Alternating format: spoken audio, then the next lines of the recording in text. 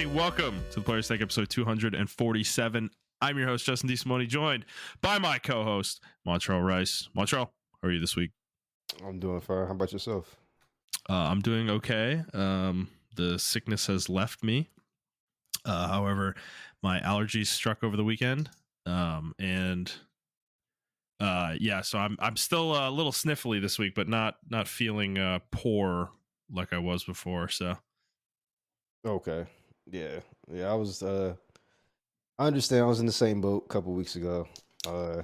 I don't know, this year's been pretty crazy as far as everything, like I said, or not like I said, because you guys didn't hear the first time I said it.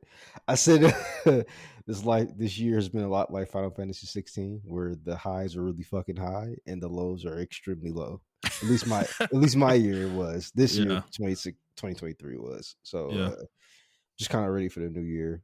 Yeah, and this is take two, by the way. I unplugged my mic the first time we were trying to record, and so we had to do it over again. All right, Montreal. So we actually have a lot of news this week. So I kind of want to just get into the rigmarole. Does that sound good to you? Yeah, let's go. All right, so hi everybody. For those of you who haven't listened before, this is our weekly show where we talk about video games, video game news, and other topics pertaining to video games. We post at 6 a.m. Central Time on Fridays on Apple Podcasts, Google Podcasts, Spotify, Stitcher, your favorite podcast app of choice. And if you'd like to send us a question that we'll read and answer on the show, you can do so on Twitter at The Players Take, or you can send us an email to theplayerstake01@gmail.com. All right, Montreal, let's get into the show proper. So I need to start with the most important news of the week. Something seismic has happened in the video game industry. Pokemon and Tiffany are doing a collaboration. Tiffany is making Pokemon themed charms. And they're going to come with a Pokeball box in the Tiffany styling. So that's like the teal kind of coloring with kind of like the silver button to open the box. So they're doing 6 Pokemon. They're doing Pikachu, Cubone, Charmander, Squirtle, Jigglypuff, and Mew are the 6. And I think that's a pretty good selection personally. But they're doing a gold version, gold with inlaid diamonds version of these charms, or a oxidized sterling silver with inlaid diamonds part of the charms. And so this collaboration is happening at the end of the month. I think it's on like the 29th or something like that. But you have to sign up to be able to be selected to have the honor of purchasing these. Oh my God, are you serious? Yes, correct. And how much do you think they're going to cost? It's Tiffany. It's no less than $500. Oh, $3,100? No, more than that, dude. Oh my God, you're way off, homie. Like, yeah, no, we're talking. So it was 1,000. It was 1.5 million yen for the oxidized version of a single charm, and that is equivalent to about $10,000 US. Dude, the gold one is roughly 3 times that price, so 30,000 for one of the gold ones. And I was talking to my wife about this because I love the charms and I love the fucking Pokeball box. You know, I think they look great. Obviously outside of my realistic price range, of course. But I was talking to her about maybe just getting the box that they come in, because I care more about that than the charms themselves. Like, I think that's the cooler part of it is the Pokeball. But we were talking about it, and with the pricing that I just gave you, we're thinking the box is going to resell on its own. Just the box, no jewelry at all, is going to resell for like $1,000 plus, probably. Can you buy the box just by itself? No, not from Tiffany directly. You'll have to buy it from somebody who buys this product. That's not good. Yeah. Well, the other thing I noticed, I'm pretty sure the Pokeball only comes with the gold ones. It doesn't come with the oxidized. So yeah, it's very expensive. I mean, Tiffany's like, obviously it's one of the most prestigious jewelry brands out there. in the world. So I knew it was going to be expensive, but it's pretty bonkers. I think the oxidized ones, I think I misspoke. Those aren't 10,000. I think it's the single gold charm is 10,000. I think the oxidized ones are going to be less than that, but that's, like I said, they will not come with the Pokeball box, which is bullshit. so yeah, hey guys, if you're looking for a gift, for your lady friend this holiday season, and you've got money to throw away and they like Pokemon, I mean, Tiffany's got it for you. But good luck getting selected, because I'm sure it's going to be extremely limited, and you're probably going to have to know some people that work at Tiffany in order to get in that, like, win that drawing. So fun stuff. But it is an interesting collaboration. A brand like that collaborating with a video game IP is, to me, like the most fascinating part of the whole thing. So Yeah, they did this. Well, Tiffany didn't do it, but another jewelry brand did it with Sonic, and they made like blue diamond Sonics, like actual diamonds, like a chain. They made one for Knuckles, and they made one for Tails. So it's been done before, but I don't think it's been done with Tiffany. But yeah, it makes sense. All right, Montrell. Well, let's just jump in. I guess what we've been playing this week. So, do you want to go first? Have you gotten back on the video game wagon, or are you still kind of mostly just League? I'm mostly just League, so I really don't have too much to say because I actually just been watching a lot of anime, TV shows lately. What are you watching? I just finished Jujutsu Kaisen, and now I'm watching. I had a list of stuff that I was watching actually. I'll list that. Find it. I'm personally catching up on. I caught up with Jujutsu Kaisen last week. I'm working on Attack on Titan right now, season 4. Yeah, which is good. Yeah. I start watching Log Horizon. Oh, really? Okay. Yeah, so I just watched the first episode. Interesting. What'd you think? It's all right. I think it's cool. Yeah, I think of the isekai shows, it's the one I'm most interested in. I'm not going to sit here and say it's excellent, though. It definitely has ups and downs. Okay.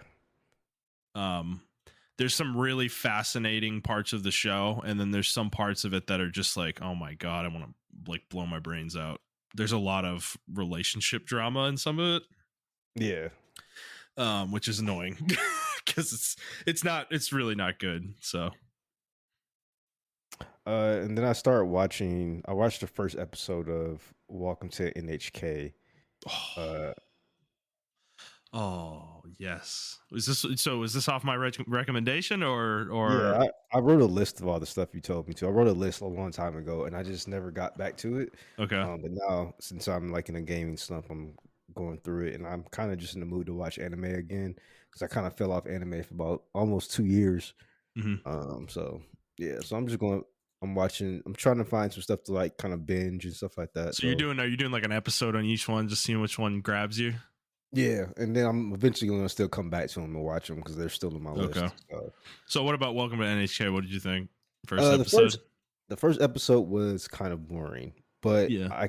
Everyone I see, like when I watch shows, I actually like try to look for the reviews on them, and everyone's saying like go to the third episode and then you'll see like why it's really good. So I usually give every series I watch like 3 episodes. Yeah. So that's what I'm gonna do.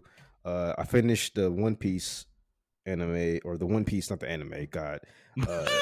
Yeah, man. Good luck. The live action, and yeah, I think that's a really good show. I feel like it turned me into a One Piece fan, and I hated One Piece, and it turned me. I really like Luffy.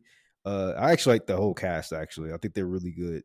And even though I haven't watched the show, I watched like the first 20 episodes of the actual cartoon, or I watched the first 40 episodes actually of the actual anime, and there were parts in there where they did exactly like they kind of speed ran 8 episodes. They crammed 40 episodes to 8 episodes, and I liked the way they did it.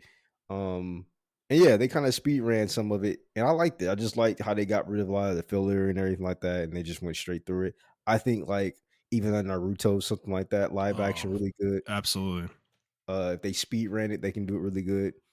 There was one part I really liked where Nami was watching her village get destroyed, Mhm. and and Luffy put his hat on her head like he did in the anime, and he was like, "I'm gonna like beat all of them up or something like that." And I was like, "Yo, that's like in the anime." It was like, and it was like the moment was still there as well. And I don't know, it was just a really cool moment. And I'm like, man, I can see why people like these characters now. Because they all have their own distinct personalities and stuff like that. So I'm actually gonna start watching the anime, but I'm gonna use like I did for Naruto part one before Shippuden. The filler guide. Yeah, the Yeah. filler guide, and I'm just gonna skip the filler and go straight to like the main episodes or whatever. I Yeah, know I've I'll be always missing a lot of backstory, a lot of stuff, but I think a lot of that Mhm. shit sometimes is not even because it was one. Okay, for instance, there was one part in the show where Luffy gets on a boat. He gets stranded on a boat or whatever, and his boat goes down, and then he gets into a barrel, floats into a pirate ship because two pirate ships were like fighting each other. And he floats into a pirate ship, and then a guy named Cody saves him. Or no, the pirate ship somehow, or the boat somehow picks up the barrel, and Luffy's in it, and then it's in storage, and the guy named Cody unlocks the barrel, whatever, and Luffy's in there. And then Cody's like, I'm a prisoner, like pretty much like a servant slash prisoner for one of the main ladies here, or the main lady pirate here, or whatever. Long story short, Luffy kicks her off the boat, frees everybody, or and then like leaves the boat or whatever, right? So there's a whole backstory of how when she got kicked off to how where she ended at the end of season one, because you see her like with the one of the other villains he fought in season one or whatever. So I don't really care about that because I don't really care about how she got there. I mean, it's anime shit, so she probably got there somehow. Um, but yeah, that's what a lot of the filler episodes are for. Um, and yeah, I'm just gonna use a filler guide. So um, Mhm. I recommend people if you are gonna do if you're gonna watch some of your old animes, or if you're gonna watch it with someone, just use a filler guide, and it'll be pretty. Yeah, I've always wanted I really hope someday in our lives we get a Naruto Kai style thing. It's like not actually the way Kai was though, but in spirit what that it was supposed to be, where it like cuts out all the filler. Like Yeah, I want them to like remake it Naruto but cut all the filler out, and it's like really really pace it really well so it's like fast, yeah, they're not wasting any time. They don't fucking spend half an episode on, bullshit, just wasting time, like showing a flashback you've seen 18 times, like they don't do that shit, yeah, just to waste time because they're trying to, drag the show out week to week. Um, Obviously they don't need to do that kind of thing anymore. So I want like a higher quality version of the show because they're, and then the animation too. Like I'd like the animation to be consistent throughout because that's a big issue with original Naruto. Is it's just so, dude, it's so all over the place. There's some episodes that are fucking incredible, and there are some episodes that are some of the worst dog shit anime I've ever seen, yeah.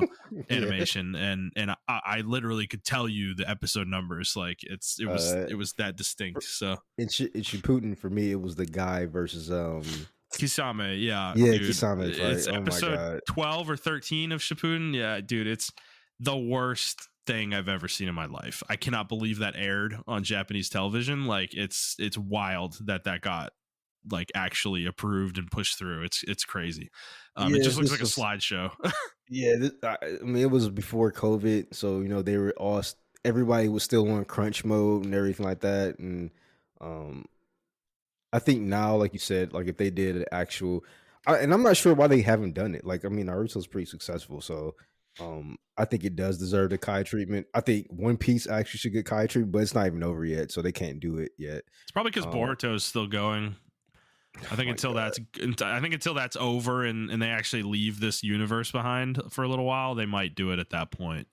Bring it back into the mainstream. But even Boruto has that same issue though, and the quality of the well, episodes right, because vary. the manga for it's still being written.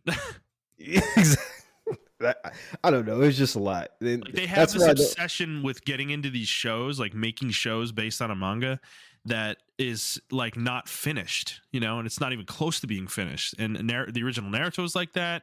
Boruto's like that. Fucking, they were doing that with Attack on Titan, which was why there was such a humongous fucking gap between the first and second season.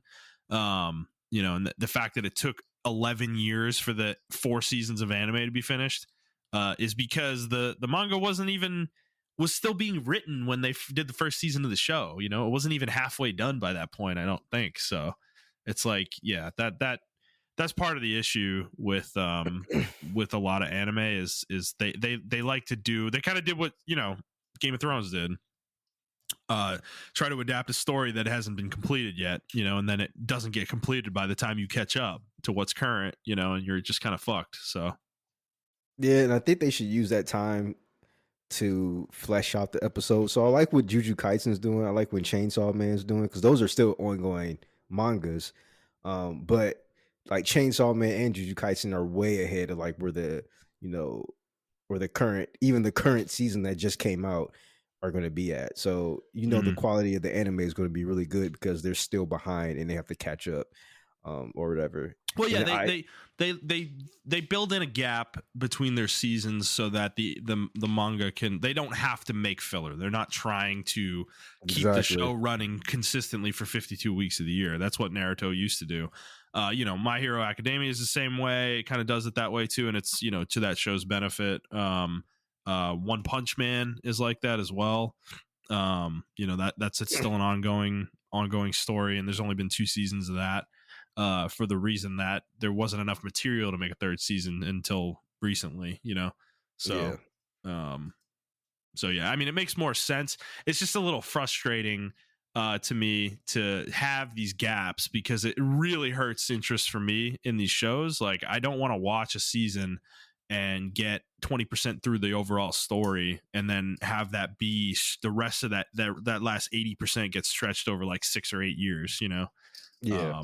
It is a little frustrating. So you end up kind of jumping in and out of these shows, and like Jujutsu Kaisen, for example, like I didn't fucking remember anybody when I was watching that until like I was like, it took me to get, because the first 5 episodes of season 2 are like flashbacks, so you're not even seeing characters that are part of the current storyline for the most part. So it took me till episode like 8 or 9 in season 2 to even start remembering these characters' names again. So yeah, I'm watching season 1, so I just finished season 1. I watched season 1 again. Gotcha. Okay. Yeah, you got to watch the movie still too. Yeah, that's true. Yeah, so I'm just taking my time with a lot of stuff. I tried to watch Food Wars. I don't like that show. I don't think it's good. A lot of people were trying to recommend it to me. I watched it and I was like, this is nothing but itchy with food. Or etchy rather with food. So yeah, it's a pretty pervy show, in my opinion. But that's pretty much all I've been doing is watch anime and playing League of Legends like a degenerate. So yeah, so League, you guys were playing draft last night. What precipitated that switch back? it was like actually just a natural instinct. I don't even know. Yeah. Gotcha. Yeah. I only play draft now with like, if it's just me and Andy, I play draft. But if it's all of us, then I go into quick play. But I think I agree with that too. Like, that makes sense. I think I'd rather do draft if we don't have a full. If we have 4, I think the quick play's fine. Yeah. But I'd say 3 or less. I think I would prefer to do draft personally as well for the same, because the value of being able to pick and ban actually makes sense because you don't know what the other 2 people are going to pick. Yeah. So. And there's been instances where I played quick play and we got a full troll team. So yeah, I was just like, yeah, let's just go into draft. That way, even if we do, because then if we get a troll team, then we're forced to play 20 minutes. That way, but if we're in draft and we get a troll team, we can see it. We can, dodge 5 minutes, and then we get back into another game and play with the actual team or whatever, hopefully. But I will say the quality of the draft picks have been actually better. I don't know, maybe because all the trolls are going to quick play, or all the people who want to do their little, niche stuff are going to quick play to do that and have fun, and they're not in draft pick. So yeah, and we won actually all 4 of our games last night in draft pick. So it was pretty competitive, but we won them. So I Word, tried gotcha. playing Apex, but uh, I don't understand why they announced cross progression and then not release it. So I still haven't got cross progression on my PC account. Oh, Yeah, really? Okay. yeah. So it's uh, it's kind of dumbing me out from the game, which is sad because I actually like their new LTM mode they have, which is three strikes, and I think Hmm. it's really super fun. So yeah, but that's it for me though. Yeah, isn't that weird? Like, why do they? I mean, to your point, like, uh, why would they announce that if it's not ready for prime time? You know? I don't know, man. They announced it, and then people were like, "Well, I'm not getting it," or people were trying to swap over their accounts to one EA account. Like I didn't even know that my Xbox was on a separate EA account. Yeah. But my PlayStation, my Steam was, and I really didn't care about my Xbox because I only played like maybe 5 hours on my Xbox Hmm. account, so I didn't have nothing on there. Um, but my PlayStation and my obviously my PC account are on the same EA account. So I was just like waiting, like, all right, cool. Like, can we just hurry up and do that or whatever?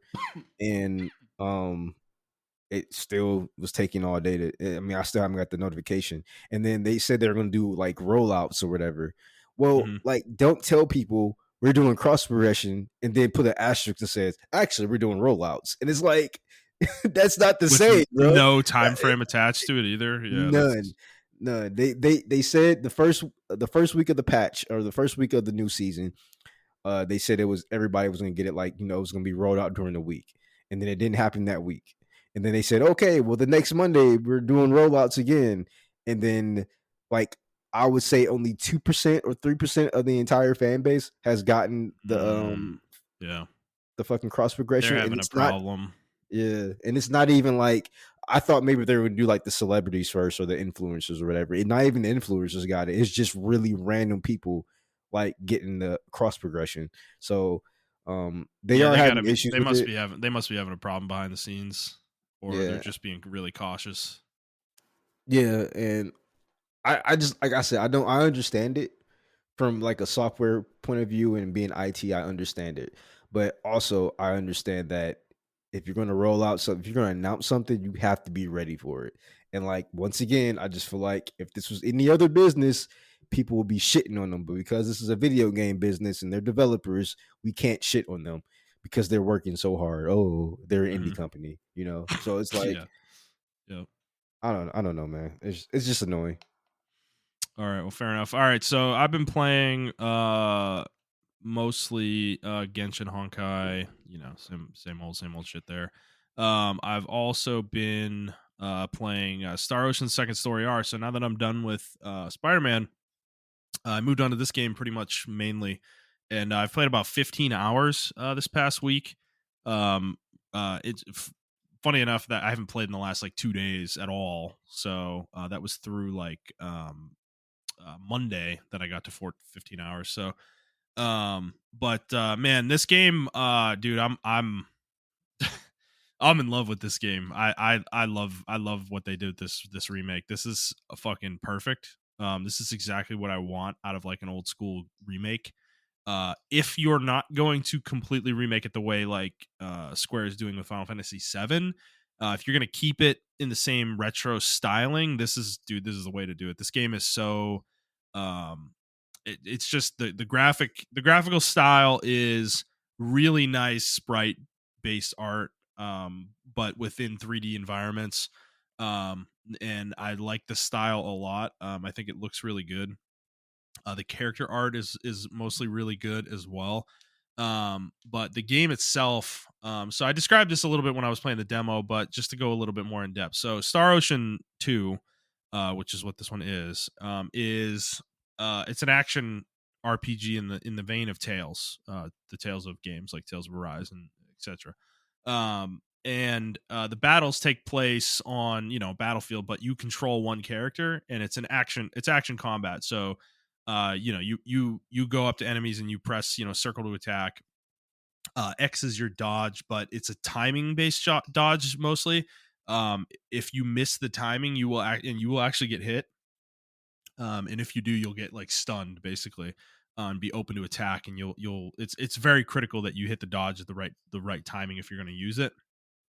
Um, However, it's also an RPG at the same time, of course. So this is, I kind of talked about this with Divine Force, but Star Ocean has always been a series where the balance of the game is extremely uh, weird, I guess, off kilter. I'd say almost. It is not linear in any way. Like the way most Final Fantasy games are is your leveling and enemy scaling is pretty linear, right? You'll go through an area and you're relatively you'll start that area being kind of weak and the battles are a little bit more difficult, but then you'll gain a few levels. And then by the end of that area, you're kind of, fucking destroying the enemies, by the time you're done with it. And then you'll move on to the next area. And it's kind of the same thing, right? Their power level will rise to kind of be at that same place that you were at the beginning of the previous area where you're kind of weak again and the enemies are a little strong and et cetera, right? It's that kind of linear kind of progression. Star Ocean has never really been like that. It is much more jumpy in terms of difficulty spikes. There's a lot of difficulty spikes in Star Ocean games. However, the game has always given you plenty of tools to deal with these difficulty spikes, and this one's no exception in that regard. So, the beginning of the game is hilarious because it's like super easy, right? The enemies are like really easy to kill. You're pretty strong right out of the gate, and you're actually in this window of time for a few hours where you're kind of fighting these really weak enemies. Like it takes a while before you get to an area where there's a huge jump in enemy power. But the funny part is once you get to that spot, you kind of get through the first couple towns and the first dungeon in the game, and you get your first party member, first couple party members really. The game opens up and you're kind of thrown into this open continent where you're tasked with going to the middle of it, but you can actually kind of go wherever you want. It's pretty open. However, the game doesn't tell you, obviously a lot of these places are going to be places you're eventually going to go in the story ultimately. But you can go there before the story, which is interesting.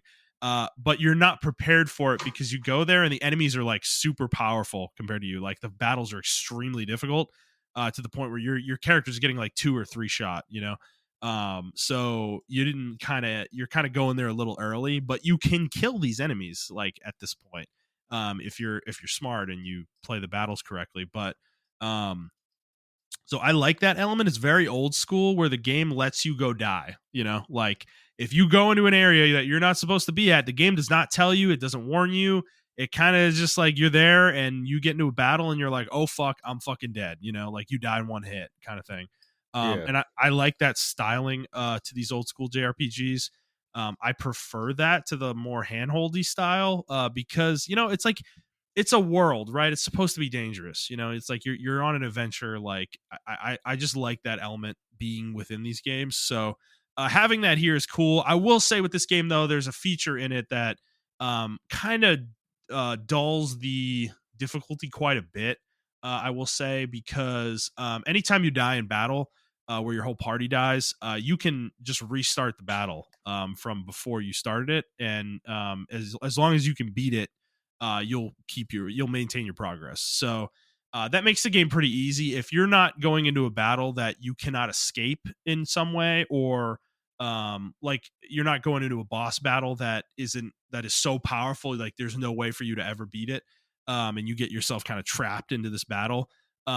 Mostly you're not going to get to a situation where you have to load a save and you lose a ton of progress. That's just not that they're making sure that that doesn't really happen to the players. So which is something that old school JRPGs were notorious for. If you died, like you were done, dude. You had to go back to your last save and you were fucked. So if you hadn't saved in a couple hours and you walk into something you shouldn't have, you just lost like 2 hours of progress. So this game doesn't do that.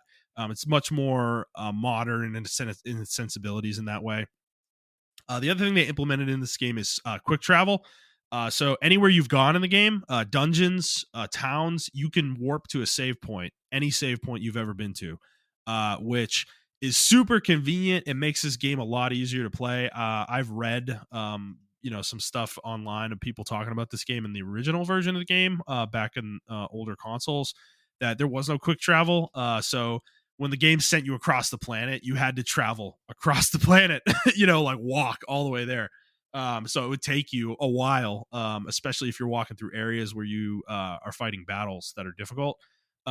So that is a nice change that I kind of do appreciate in a game like this, actually, because it's a quick game. It's intended to be played quickly. Like you're not, it's not like an open world game where you're running around and like minutely looking at every single fucking detail. You're going from place to place, and it's intended to be quick. So I appreciate this feature for that reason. It doesn't significantly reduce the game's time, how much time the game takes either. I mean, I'm not very far in the game and I've played 15 hours already. Um, so I like the game a lot. The other thing I'll mention is the item creation in this game versus Star Ocean 6. So Star Ocean 6, I described the item creation system in that game to you guys, where it was kind of just a randomized gotcha system mostly. And it didn't feel very good because the game didn't give you any indication of what you were going to make when you made something with a character. This game does exactly what I wanted that game to do, where the item creation in this game, if you're going to make something, it will give you, like, let's say you're using crafting, which is the one that makes weapons and armor and jewelry and stuff, right? Equipment. And you'll have like iron ore, silver ore, gold ore, right? And you'll pick a character and you'll mouse over, or you'll select one of those. It will show you a list of how many items they can make with that particular material. And then once you make something, it will fill that item in with what it is. So let's say you make the 4 things with iron, you'll see all 4 of them and you'll know what they are. And those are the possible things that character can make with iron, right? And then that'll be the same with gold, silver, etc., with all the other materials. But this is true for each character, right? So each character can make different things with the same materials. And this is true for all the item creation professions. So the main character Claude might be able to make like 4 things with iron, but Reyna, the other main character, might be able to make 6 things, and her 6 things might not have Claude's 4 things on there. She'll have a different range of items she might be able to make. So there's a little bit of depth there, and that's always been true in Star Ocean games. It's actually true in 6 as well. It's just the game's interface is so poor with the item creation that it completely fucking turned me off to doing it at all. Whereas this game is the total opposite. I am so up item creation's ass in this game. Like, it's crazy. Like, I'm doing it constantly. I'm leveling it up. I'm trying to get it maxed out right now. I'm working on it constantly. I've made tons of shit in the game already because it's a good interface and it does what I need it to do to kind of facilitate me making stuff in the game. So I'm enjoying that a lot, but going deeper with the item creation, like, it's a very deep system in this game compared to Star Ocean 6. This game has base skills where it has kind of 3 layers of item creation skills, and you level those skills up with skill points, which you get through leveling and various other means. You can get it from doing quests, but there'll also be like these missions that you get from the guild or whatever on the planet you're on. And doing those missions will get you SP as well. The game also has achievements that you can complete, and it has a giant list of them of varying difficulties. And when you complete those, you'll get rewards too. So, like, killing 10 enemies, or killing 100 enemies, or walking 10,000 feet or something like that. Stuff like that. Like, the game kind of tracks everything you do and has missions that are constantly available that give you stuff. So yeah, SP you use to level the item creation skills, but there's like, I don't know, 20 of them maybe, or something like that you can level up, maybe 15 or something like that. But what those base skills give you is basically, so you'll level the skill up and it'll be something like, let's say one of them is just called knife, right? And this one is intended as like cooking, like using like a cooking knife. So, however, it gives you base stats. So leveling knife gives your character 10 attack when you level it up once. And then, but it also will level up your cooking skill, which is one of the item creation skills.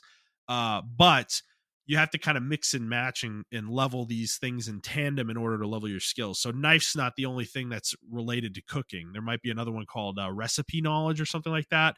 That you also have to level up in tandem with knife in order for your cooking to level up. And this is true for all the item creation skills. They're all derived from this base list of like 20 or so of these kind of base skills. And I like this system a lot. Actually, it's kind of cool because you get to pick for each character in your party. You get to choose what direction you want to go with them and which skills you want to focus on. And I really like that aspect to it. Um, at this point, though, I have kind of learned all of the item creation skills, and I'm kind of just leveling them up now and utilizing them as best I can. However, the game goes even deeper. There's more shit. Like there's party based item creation skills that when you get enough people leveled up in a certain skill, you'll learn like a group version of that skill. So there's cooking that each character does individually, but then there'll be like group cooking where the whole party cooks together, and that makes different types of dishes that are higher power, and stuff like that, and give you better bonuses.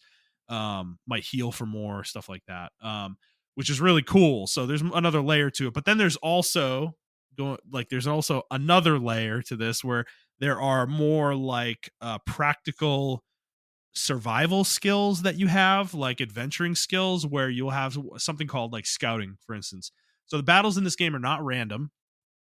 You see the enemies on the map and you can avoid them, but they will run at you, and try to catch you and stuff, and catch you with like an ambush or something. But what scouting does, you can turn it on or off at any time, but basically it will allow you to. So instead of having this integrated into a menu, the way Square's done with other games like Bravely Default, some of the Final Fantasy remasters. This game has it integrated into a skill. So you can turn battles off with this skill, but you have a chance to succeed or fail at doing that until you level it up more. And what you can choose basically is I want to see more enemies, less enemies, or I don't want to modify them at all. And I've been using this a lot actually, to kind of play the game how I want. If I don't want to see enemies and I want to, like, I'm in this gigantic dungeon and I don't want to fight any battles right now, I can use this skill to turn them off. And I kind of like that they integrated it into gameplay in some way. It's part of the progression system, which is cool. And there's other skills like that do that. There's actually skills that let you enhance how much experience you get in combat, but you get reduced money from combat, as like a trade off. There's another one called training that lets you get more experience as well for individual characters, but reduces their stats. They're less effective. So the game's kind of crazy in that way. You can really abuse these systems together to really overpower your party really quickly and really early in the game. And I've kind of done that early in this game. And my party is super fucking strong right now for where I am in the story. So it's interesting. Like Star Ocean's always been very unique in that way, and I'm glad to play this game because this has always been the one people have said is the best one, and I can see why. These systems are deeper than I remember any other Star Ocean game really being, and they're more practical in the way they're implemented. Like they're all pretty much all useful in some way, and I really appreciate that in the game. So, and then the story is good. So far, I haven't gotten anything like crazy yet, but I'm enjoying it. I do like the party that you have. I will say the game very interesting. A lot of JRPGs I've played lately in the last few years kind of give you your full party like really quickly, where you'll have a full party of 4 like immediately. Within an hour of starting the game up. This game is not like that at all. I had 3 party members for probably the first like 10, 11 hours of my gameplay. And that was interesting because I had a 4th slot that just wasn't filled, but that's just how the game is designed. So I kind of like that too. Actually, it kind of elongates the early part of the JRPG experience, which is always the most quaint part of it, right? When your party's not full, where you only have like 2 characters, but you have a party, you can have a party of 4. Those are kind of the fun times of the game where things are a little weird, where you're having to survive with no healer or something like that. Yeah. That's an interesting component to this game as well, which I did enjoy. So this game's awesome. This is kind of one of my, I don't know, I got to reflect on games of the year, like in a few weeks when we're doing that episode. But right now, this is probably one of my favorite games of the year right now.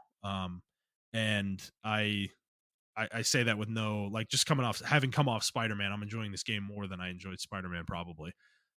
So this game is excellent. If you're into that old school retro JRPG, definitely check this one out. It is a reduced price. It's $50 instead of 70, which is good. But I think it's worth every penny of that. So I don't regret this one at all. So having a lot of fun with that game. All right, give me a second. Sorry, I gotta blow my nose. Sorry. All right. So outside of that, the PlayStation Portal came out yesterday, and my wife actually got it for me for my birthday, and it came yesterday. So I didn't have a lot of time today. I messed with this for about 30 minutes. I set it up and played Genshin for like 20 minutes on it. But I will say this thing feels great to hold. It is super light, like a lot lighter than you would expect. It's lighter than the Switch, or at least it feels that way. It's certainly lighter than the Steam Deck. But it feels really good in your hands though, because it's literally just a dual sense controller, dude, with a screen between it, and it feels so good to play with it. So I That's funny because a lot of reviews said like not to cut you off. A lot of reviews said like that either it was too heavy or too flimsy. I never got like a concrete like this is light, which is funny to me that you're saying like it's light. Yeah, So I mean it's just light. I mean if you don't like it being light, then I can understand that criticism, I guess. But I think it feels good.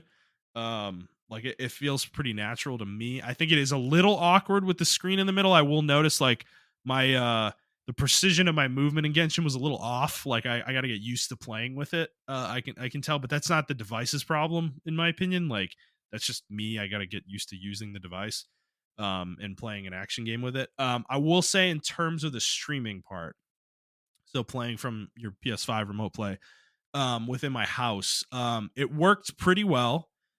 There is no latency at all, really, that I noticed, and there shouldn't be. You're within your home Wi-Fi, which is something I'll get into that in a second. But um, there was a couple hiccups though for a brief period, so I got to use it a little bit more. I had a couple moments where it like kind of locked up on me, where with a game I was playing, it had that like lockup lag that you have in an online game sometimes, where like everything mm, freezes but everything is still going. yeah. It's just your computer, your network connections like trying to catch up or whatever. And that happened once specifically, where I saw that kind of hitch happen playing Genshin. So I do need to mess with it a little bit more.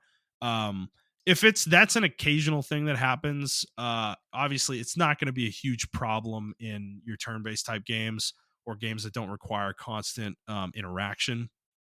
But in something like Genshin or God forbid like an online game, that would be a big problem. So I'll see how consistent it is as I use it more, certainly. But um, you know, I don't know. Like it could. Who knows what the problem was? I don't know. I gotta use it more to kind of see how prevalent it is. It could be a one time thing that I don't experience again. I don't know. So but so far like it's going to be something that's really good for the way I game, like what I'm doing. So I'm excited to use it. I like the way it feels a lot. And it's pretty simplistic. I mean, it comes the only other issue though with it, and I will say this is a kind of a knock on it, certainly. This is gonna depend on your situation with how your kind of console is set up and where you have it and all that stuff. You cannot charge it. It doesn't come with a power charger. You have got to charge it through the PS5. So like they give you a USB-C cable that you have to connect to your PS5 in order to charge the thing. I'm gonna look up and see if you can buy a power brick of some sort that can be used with it.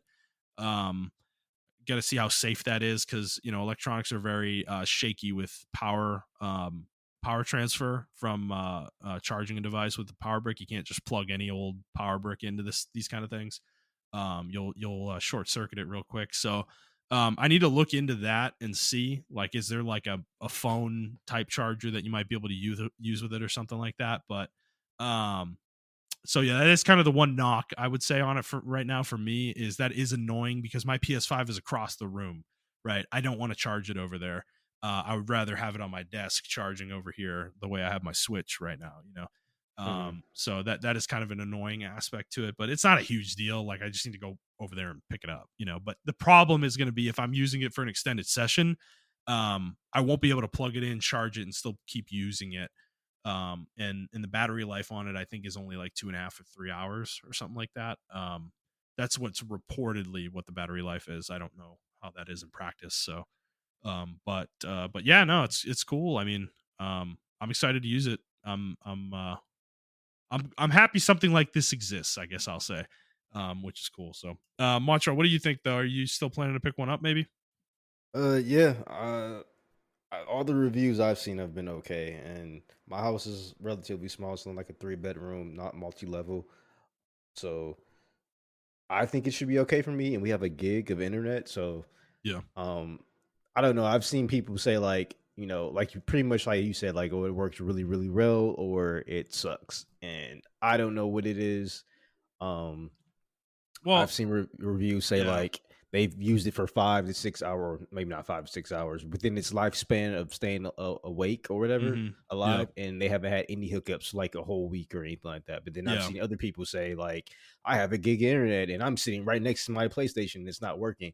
So I think it's one of those things where as the life of it goes on, we're going to figure out what routers work with it or what routers don't work with it. And I think that's going to Yeah. be the real big thing right Yes. there. Yes. And I think this is something I wanted to get into real quick is there's there's a lot of people out there showing their ass with this thing because the lack of understanding of network setups like home Wi-Fi or just network setups in general and kind of how data is transferring through to this thing is hilarious out there. Like people are like your internet connection, the one you're getting from your ISP, right? Your gig of internet does not matter in with this thing at all. It has to do with your router and your local Wi-Fi setup. Like, so if you're at home and you're on your home Wi-Fi and your PlayStation 5 is on the home Wi-Fi, that signal that the PS5 is sending through your router to this thing is not going outside of that.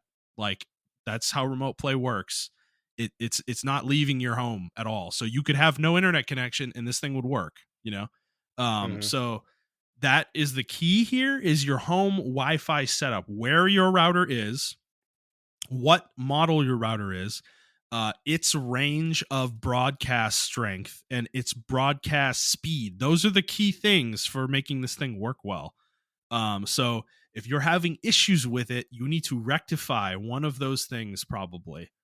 More than likely, I don't necessarily think the device is going to be the problem in 99% of these situations. Um, but obviously, like I said, you got to use it more to see. Like there could be issues with the core engineering of the device where it doesn't handle the data transfer cleanly on its own. But uh, if that is not true, if it is perfect in that regard, then the issue is somewhere within that home network. You can use this thing away from home. Remote play has always been usable away from home. So your internet needs to be up. Your device needs to be online, and if it's in rest mode, it needs to have the option in the options enabled to connect to the internet when it's in rest mode. But otherwise, as long as you're on the internet with the portal, you can connect from anywhere and play remote play with this thing. But depending on how far away you are, that's where you're going to see latency, right? That's where you're doing the more traditional streaming experience that people are talking about. But people keep talking about latency with this thing like that's a thing. That's not going to be a thing in your fucking home. Like if you're using it within your home, there should be almost zero latency. Like you are as close to the signal coming from your PS5 as you could possibly be. You know, that's the reason there is latency is the literal distance the signal is traveling. You know, Yeah. so like that's something that people don't understand about this whole thing. And I mean, I've seen major pundits like huge shows that don't get that aspect of this thing. They're talking about it like, oh, I don't know if my internet's good enough for this thing. It's like, dude, your internet isn't the problem here. It's like, so if it's like, No, I will say like over the past couple months, not even just pertaining to um like video games, but a lot of YouTubers have really showed their ass. A lot of yeah, pundits and everything like that. To where I've been unsubscribing for a lot of them because I'm like, since I'm a lot of when you start to learn a lot of knowledge about certain subjects, hmm and you see people talking out their ass like apparently like with the PS portal and everything like that, it really like discourages you from watching other content from them. So yeah. No, uh I know for real, dude. Like, I mean, like, I get it. Not everybody's like in technology, right? Like, you don't understand these things at a base level, and I get that. However, if you're gonna be critical of something, like, you do need to understand it in the way it works, in my opinion, when it comes to something technological like this. And it's one that's been frustrating me a lot because It's like it's a misnomer.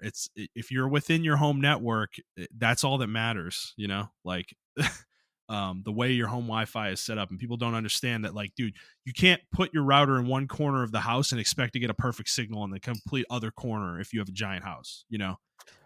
That's not gonna work, you know. Yeah, but a lot of people still think that's gonna work.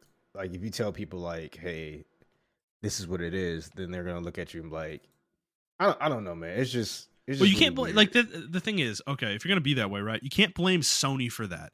Sony can't account for that, you know, with this device. And I don't know, like, because yeah, somebody posted a video out there of their kid playing this thing in their truck, and their truck has like a hotspot. And dude, that's fucking super cool, you know, like that's awesome, you know. And it looked like it was working fairly well, you know, too. So, I don't know. There's just so many variables with this thing. I really like I will tell you guys out there, like, if you're looking at other reviewers and reading reviews of this thing, be very, very careful of what you're listening to and what you're not. Like, because there's going to be a lot of sites out there. I feel like sites and YouTube channels and stuff that don't really understand the way this thing works, and they're kind of speaking to it from a place of ignorance, where they're saying it's bad or even good, you know, and they don't necessarily understand the underlying way it works, you know. Well, yeah, that's the thing too.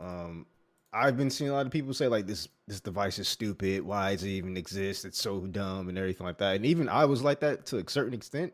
And I thought about it, and I'm like, and I had to make a tweet saying like, I think this device is for a certain amount of people. I agree that the price I think point is kind of absurd, but uh, Yeah, this is yeah, for people who like me and you, like we want to be in the same room as our wives, but we don't necessarily want to interact with them at the same time, or they don't even want to interact with us. They just want us to be in the same room with them, and right. like that's how we spend quality time sometimes with each other.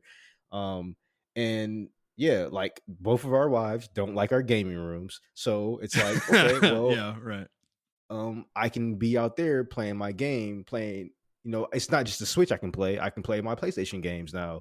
And, while you're reading your book or something like that, or, while we're watching football or something of that nature, or Yeah, whatever the case may be. yeah, So, I yeah. To don't be know. clear, you could have done that before too with your phone, you know, with With the remote remote play. play, I But just it's a don't like it. lot. It is. Yeah. It's. I trust me. I know. I've tried it. It's not good. Like, even with like something like the Backbone, it's not great. This thing is way more tailored to your hardcore gaming experience. So, Okay. I mean, like I said, it's the actual controller. Like, it is the actual DualSense controller with a screen in the middle. Like, that is what it is. So, and I think it is tailored to a very specific person. And I think the price point, that's the one thing, that's the one other thing I will say. $200 for this thing, I think, is a bit steep. Personally, I would say, if you're not like over the moon about this thing the way I am, probably wait to see this thing drop in price at some point to like 150 or something like that. I think that's a lot more a little bit more Yeah, reasonable. I think it should have came out as Um 150. I think a lot yeah. of people would have Well, been. we Yeah. said that when it was announced, right? Like, dude, if it was $99 or 150, I think this was a slam dunk. At 200, you're kind of you're like breaking you're getting really close to the Switch Lite, you know, in terms of price. And at Yeah. that point, just buy a Switch Lite, you know, like you get a full gaming console for that price. So they're definitely pushing the upper limit, I think, of how reasonably this thing could be priced, you know. Yeah, I agree. All right, fair enough. Montrell, let's move on into the news. We got a ton of fucking news to talk about this week, so let's start getting through it. Some of this is from last week, guys. We did withhold some news stories because we were trying to get through the show quickly.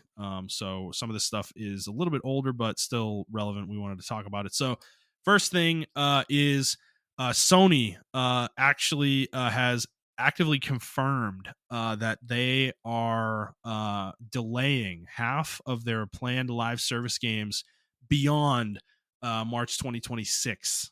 So half of them are still planned to come out before that date, but the other half will be coming out after that date. So they've been delayed. So this is kind of a big deal, obviously, on the heels of Jim Ryan, stepping down, obviously resigning next year, and Connie Booth being let go. There's definitely some shakeups happening over at Sony, and this story I feel like is related to some of that. There's something going on over there right now, some kind of power struggle, I would assume, because this is interesting that this plan now is getting put almost, it sounds like, a little bit on the back burner a little bit. They're gonna get probably the 6 key ones, the biggest ones that they've invested in. They're probably going to make sure those come out sooner than later, but some of these other ones might be getting deprioritized in some way. And so I did write down to what I think the 6 are that are going to be out before March 2026. And so one, The Last of Us Factions, which, while we've heard is on ice, we're going to get into this after this story that it may not be fully on ice. Fair Games, Concord, which is the one from Jade Raymond's studio. I think it's Haven. And then I think Fair Games is the one from Firewalk, I believe. And then the Horizon multiplayer game from Guerrilla. This is different from the NCSoft one, I believe. And then there's a co-op action game coming from London Studio. I think that's the 5th one. And then the 6th one I did put as the NCSoft Horizon game. I'm not really, that one I'm just kind of guessing. I think that one's certainly less certain. That could have been one of the ones pushed back for sure. But yeah, I mean, it's interesting that this is the case. I mean, March 2026 is, that's 2.5 years from now. That's a long time. So this plan, they are pumping the brakes a little bit on it. Montrell, how do you take this? I think it's a really good idea. I think everybody is starting to see, except maybe Xbox, that this is a bad idea for the live service games. I mean, like we already said, the economy is turning down, and I don't know. I don't think charging people to play your games is like the best move right now. Unfortunately, a lot of people may disagree with that sentiment, but I think it's viable. I mean, we've seen what 20 to 30 live service games shut down just this year alone, I believe, at the beginning of the year. Oh yeah, and I'm pretty sure they're going to be more further up. So I think this is a good move. It sucks because I know they had their whole game plan around it, but me personally, as just like a single player gamer and a part-time multiplayer gamer, I'm glad they're moving away or like delaying the live service shit, because yeah, I mean, I think it was just flooding the market, and there's just not that much money to go around anymore. And I think actually, like, even the gamers that do like the live service mantras are just like, they're tired of it. Like, they already have their Genshins, they already have their Honkais, they already have, their their Dokens. They already have these games that are not essentially bleeding money from them, but like, they are willing to pour money into them, and they are of high quality. I mean, I talk shit about Genshin and Honkai and even Doken, but they are high quality games. Fortnite is a high quality game. I was about to say Apex, but no. I mean, it is in its mechanics, right? In its mechanics, yeah.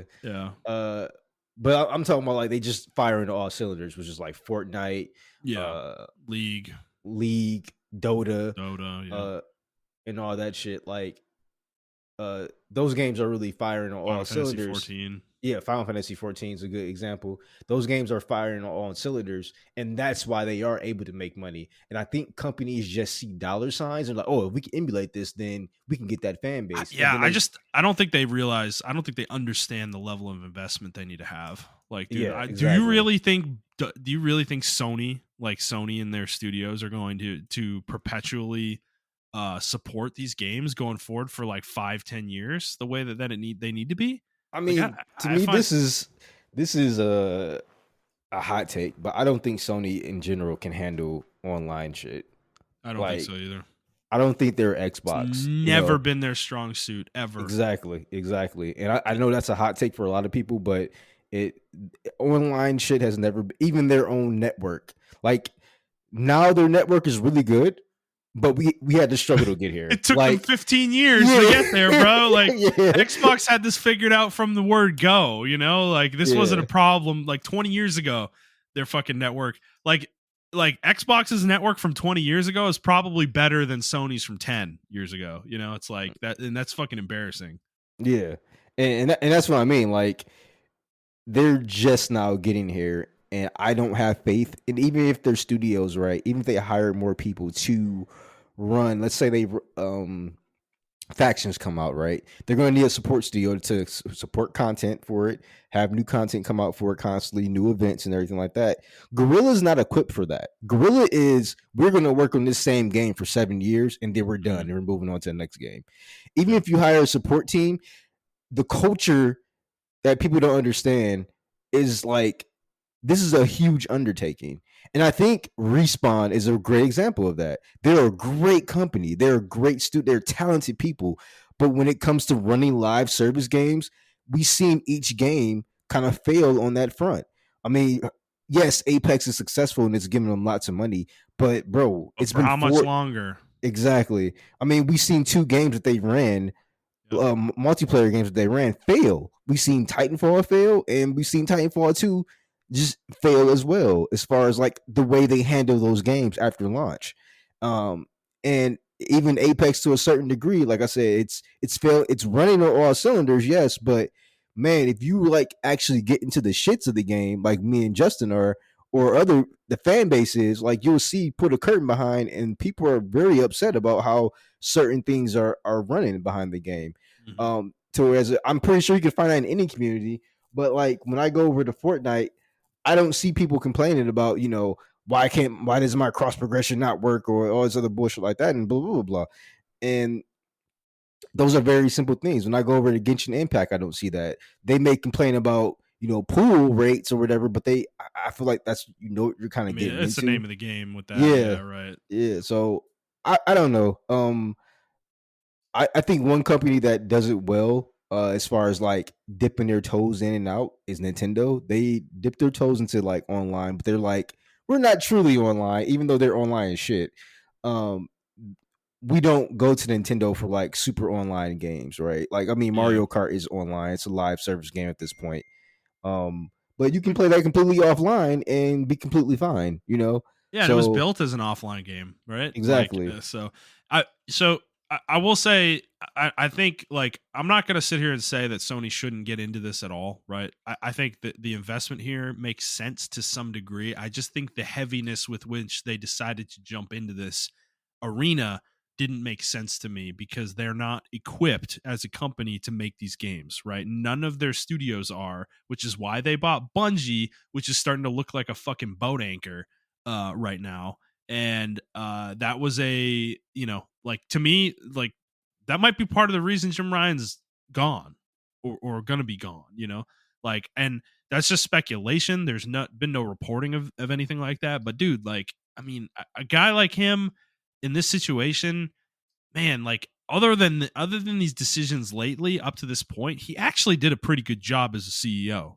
He guided them through COVID, in one of the worst shipping crises ever, and they're selling record consoles now. Like, dude, they're gonna be breaking a fucking record this year with how many consoles they're gonna sell through. So, and that's under his watch, right? So, like, he wasn't a bad CEO. That's why it's so curious that he's just resigning all of a sudden. Um, and maybe he feels like he's going out on top. I don't know, but to me, like, I do think the heaviness with which they decided to invest here was a bit of a miss. I like, they cannot get away from the single player games, and I don't think they ever plan to. But making 12 of these games over the course of a 5-year period or 4-year period was, I feel like, always going to be folly. Like, your hit rate there isn't going to be high with the lack of expertise that they have as a publisher, and overall with these games, in my opinion. Even with Bungie's assistance, like we've said before, Bungie's not the end all be all of fucking live service games. I don't know who got that into Jim Ryan's fucking head with them, but like, they wouldn't have been the company I would have gone to ask for fucking advice on this shit. And I think what's been going on with Destiny, like, people don't really pay attention. They just think Destiny is like super successful, and I mean, it is, relatively speaking, but when you really like get into the weeds, the same way we're talking about with Apex, the way we are, Like, it is not a healthy game by any stretch of the imagination.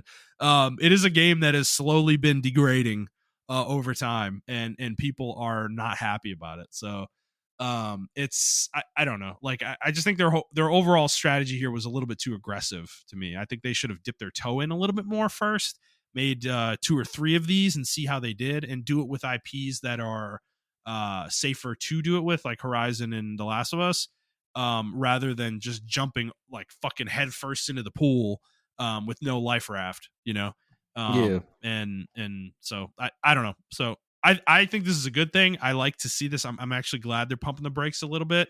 Obviously, some of these things are too far gone, like Fair Games and Concord, for them to kind of pull those back too much, because those whole studios exist to make those games. But um, that's fine though. That's okay. Like, I don't think the investment there is that heavy probably from Sony, so it's probably okay in that regard. But overall, I think this is a pretty good thing. So, um, anything else you want to say on this one, Montreal? Nope, that's it for me. All right, fair enough. Let's move on to the next one, which I did allude to already. So, the multiplayer director of The Last of Us Factions, his name is Vinit Agarwal, I believe. I'm probably butchering his name, but he tweeted out recently that this was the quote. It was amongst other things he was talking about, but he said, "Yes, I'm still working on that game," and he meant The Last of Us Factions. So this is basically confirmation that it's not totally dead over there at Naughty Dog, which I'm personally happy to hear, because of all the live service stuff that was coming out of Sony, this was the one I was probably the most interested in, because I feel like the reason for which it was put on ice is why it's intriguing in the first place, because Naughty Dog's gonna do something unique within the space. Like, they're not the type of developer that's just gonna make like a traditional live service game, you know? Yeah.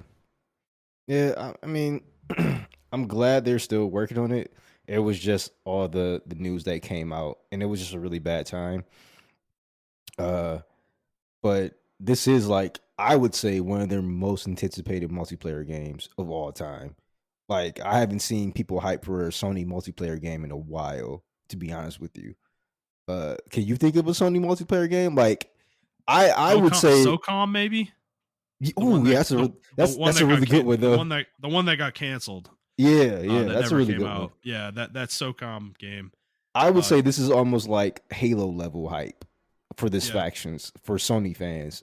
Um, so I I don't know, man. I just really want them to finish it. I want them to take their time with it because I don't want it to be trash. But I want us to at least give us some kind of like gameplay, like what's going on with it and everything like that. I know this is a long shot, but I'm really hoping we see something at the Game Awards. Yeah, it's a long shot for sure. You got that part right. I can see it though, man. Like, I don't know. Like, it just depends on what the state of the game is, the state the game's in right now, and if they're afraid to show it because they're in the middle of a reevaluation phase of what the game needs to be. So they don't want to really show it and build hype and announce it before they're like when they're at a point where they're like, oh, well, we need 2 more years of fucking development to fix all this shit that we think is wrong with the game. They don't want to announce it now and put it in that situation the way Square does with their shit. Yeah, So I get that, but at the same time, like, man, it's just like because I am anticipating this personally. Like, I think The Last of Us factions from the first game is one of the best multiplayer modes that I didn't play enough of at the time, and I regret that. I regret that a lot, actually, because it was very unique in the arena shooter space in a way that I think this game could be unique within the live service space. So yeah, I agree. It was definitely different when it came out, but I don't know. People are I don't know. I just don't want it to become like the same shit, if that makes any sense. yeah, but Um, I think what I will say is Naughty Dog has a history. This incarnation of Naughty Dog has a history of making surprisingly good multiplayer components to games. Because the Uncharted 2 and 3 had multiplayer components to them, and people fucking love those, man. And then The Last of Us Part 1, that game's multiplayer component was a huge surprise. Like that was a huge hit in a surprising way. So they're not like completely out of their depth here, in my opinion.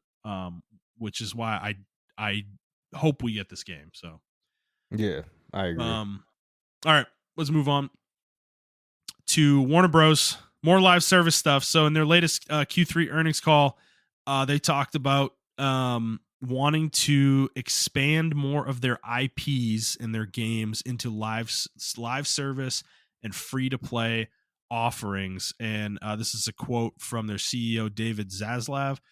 Quote, our focus is on transforming our biggest franchises from largely console and PC based with 3 to 4 year release schedules to include more always on gameplay through live service, multi platform, and free to play extensions, with the goal to have more players spending more time on more platforms. Ultimately, we want to drive engagement and monetization over longer cycles and at higher levels, where for specific capabilities, we are currently under scale and see significant opportunity to generate greater post purchase revenue. End quote. I mean, so this is Warner Bros, right? And they're already doing this with Suicide Squad. So to hear them say they want to go deeper into this is interesting, given the reaction to that game's full reveal. What do you make of this one, Montrell? You know what? I did watch the Suicide Squad Part 1 thing, right? And the game actually looks very fun. You're not coming in, Deli. So the game actually looks very fun. As far as like the traversal and everything like that. The combat looks okay. They gave everybody excuse to have guns. Which is like, okay, I guess. Uh I personally think the game should have been a co-op game akin to like Left 4 Dead, to where like, you have you have 3 other AI partners, and then your buddies can come in, maybe do a split screen co-op, just 2 people, and then like, other people can join in and just drop in and drop out depending on what character's available and everything like that. And I think that would have been cool to do. And then if you want to buy skins and sell it like that, then that's cool, but you can completely play the game offline. To turn the game to a live service game is kind of crazy to me. And for WB to still be trying to do this even after Gotham Knights, right? Yeah. I think is a really bad move, in my opinion. Yeah, and I mean, like, I would argue that, like, Mortal Kombat 1 is a live service game for them. Mm-hmm. And, that has seen a lot of success for them. But I don't know. I kind of almost want to see like what they mean. Like, what is this going to turn into ultimately? What IPs and what games that might have been single player only or something like that are going to turn into live service games? And I don't think we necessarily know what those games are right now. And we're probably going to find out over the next couple of years, more than likely. But again, this is kind of the same thing with Sony, and for Warner Brothers, this is a little different actually, in the sense that they have a successful live service in Mortal Kombat. Like that game is hugely successful, like crazily so, you know. And I get it that they have very powerful IPs at their disposal that they think could drive live service growth, like Batman and Harry Potter. It's probably, I would expect a game in that universe of some sort. I get that, but at the same time, it's kind of the same conversation, right? Like they can't they can't go into this so balls deep that they just like get rid of their core business at the same time, I think if their idea right now is that everybody in every team they fucking have needs to be making a live service game, like that's the wrong approach. I don't think, like, you shouldn't be throwing your eggs all in that basket. It's so fucking risky, dude. Like, you need to hedge and have some core games that will sell a lot of copies and be well received. Like, you need to have that in your catalog, I think, as any publisher right now.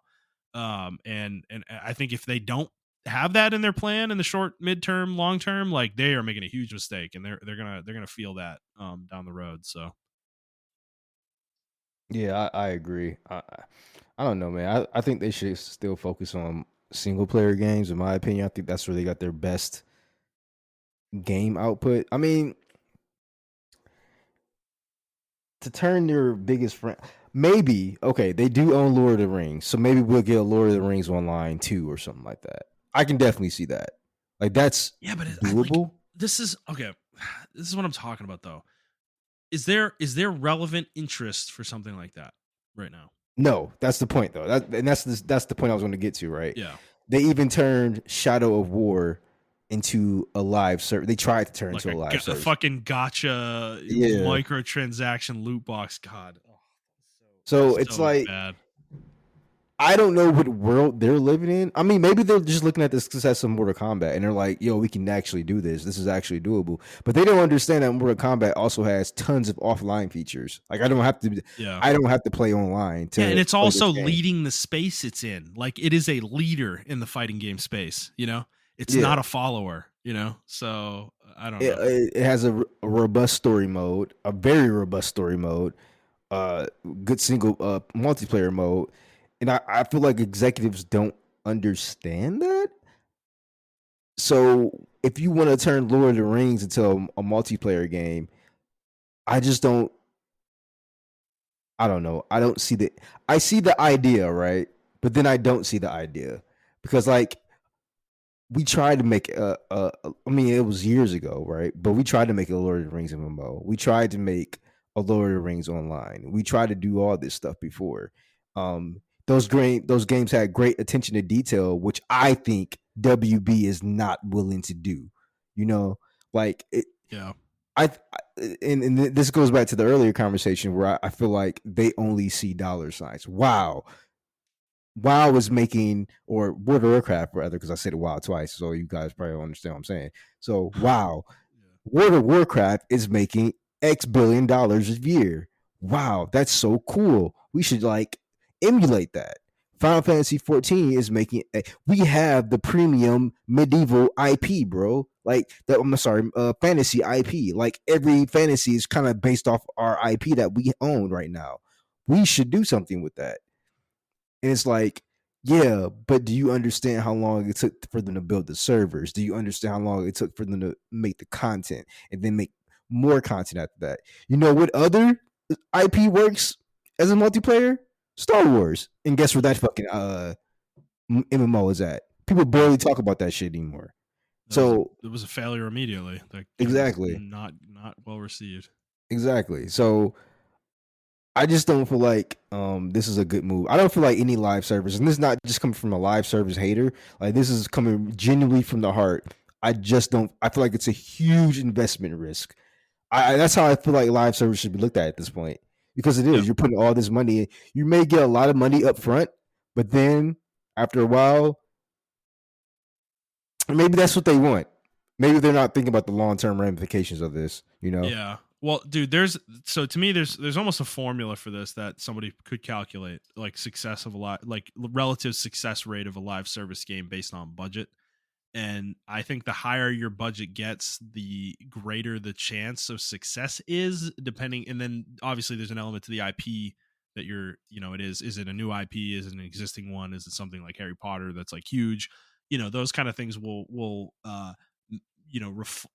change the ultimate percent chance of you succeeding with the game. However, Yeah. I don't think even at the highest investment level you could reasonably go that the chance of success is even that high.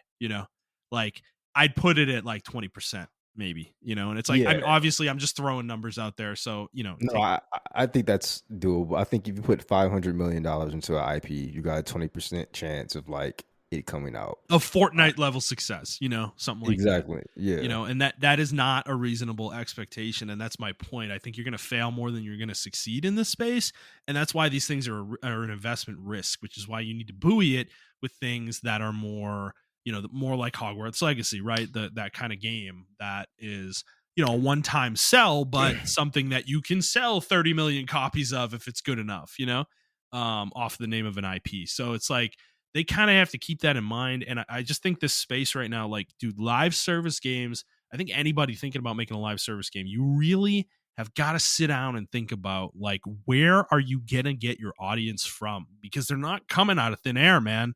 Like I don't they are likely, the people you're trying to get are likely already spoken for in some way that with live service games. So you need to convince them that your game is better to play than the one they're playing right now. And that's ex- so hard. exactly that. And how are you going? What is your 10-year plan? Like, if we were joking about Destiny, well, actually, we weren't doing a podcast when that came out. But No. me and my friends were joking about a 10-year plan for Destiny. Like, what the fuck are you talking about? Destiny had a 10-year plan, and even they're failing. Like year 8. You know what I'm saying? So it's like Yeah, right. they're barely pushing through on year 8. Um, and I think a lot of players now are more conscientious of where they're putting their money into, because we've seen IPs come and go. We've seen live service games come and go. And where does all your money go when that live service game goes? Where does all your skins go? Where does all your characters you got go? They're just gone. Like, I can look at my league account right now and see how much money I spent in it. Like, probably $600 or $700, I think, or something like that nature. That was the last time I checked it. Mm-hmm. But that's over the course of like 5 or 6 years. I've actually been playing it for 8 years. I didn't realize that. But yeah, so I put 8 years into it. But like, all my skins, if League of Legends decides tomorrow we're gonna shut down, all my skins are gone. All the characters I have are gone. Everything is gone. There's nothing I can do about it. You know what I'm saying? And I think a lot of players now are like really conscientious of that. If they want to put time and investment into like Genshin, I'm pretty sure Genshin is going to be around for another like 5 to 10 years, even longer. Maybe. I don't even know if that's true for Genshin. You know, Really, I think they may make a Genshin 2 and then port because everything over. You know, I don't know. I'm sure they could extend it as long as they want. However, the central conceit of the game so far has been the world we're on, like Tevat. And they said from the get go there were going to be 7 regions, right? One for each element in the game world. And we are at number 5 right now. That just came out in August. So we've got 2 more to go. And then I like, we know for a fact in the lore there's more outside of that, with like, you know, there's kind of this like heaven type place that we vaguely know about. I'm sure that's going to be the region after the 7th, probably, in some way. And then what do they do after that? Like, do they continue to expand this world in some way, or do we go to a different world? Like, I don't know. I'm sure they'll figure that out. I'm sure they already have plans for that, frankly. But will it continue to drive engagement the way it has right now? Because Genshin has declined. Like, don't get it lost here. Like, the game is like, Honkai Star Rail has come out and like fucking blown Genshin out of the water like this year. So yeah, Genshin is not nearly as strong as it was when it first came out. And that is something that's true for all of these games. Like, you can't just assume your game's going to last 10 years. I think that's why people make fun of the 10-year plan, is the arrogance to think that your game will last that long is a lot, you know, for a company to come out with. However, at the same time, I think that confidence does convey to your players that you plan to be around for that long if you can be. So their investment isn't going to be a complete waste. You know, the game's not going to be gone in a year, you know?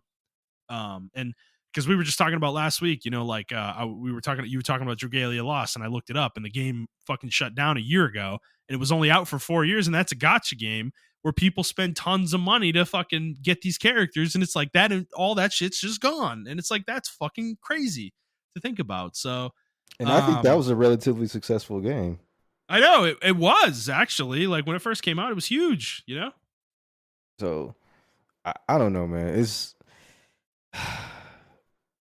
I just think this obsession with live service right now, the industry's got to figure some other way out to make a lot of money. You know, I think everybody has gotten really complacent. Well, that's the problem. I just think there's too much money in the industry. Yeah, there's just way too much, and yeah, I mean, I would rather like everybody break off and they just like little tiny indie companies everywhere. Fuck it, you know. Let's just go back to square one again, with like minimum publishing or whatever the case may be. But I don't know. I'm kind of libertarian when it comes to like the gaming industry, and I feel like the gaming industry is just really, really, really money motivated to the point where it's like there's too many suits in it now.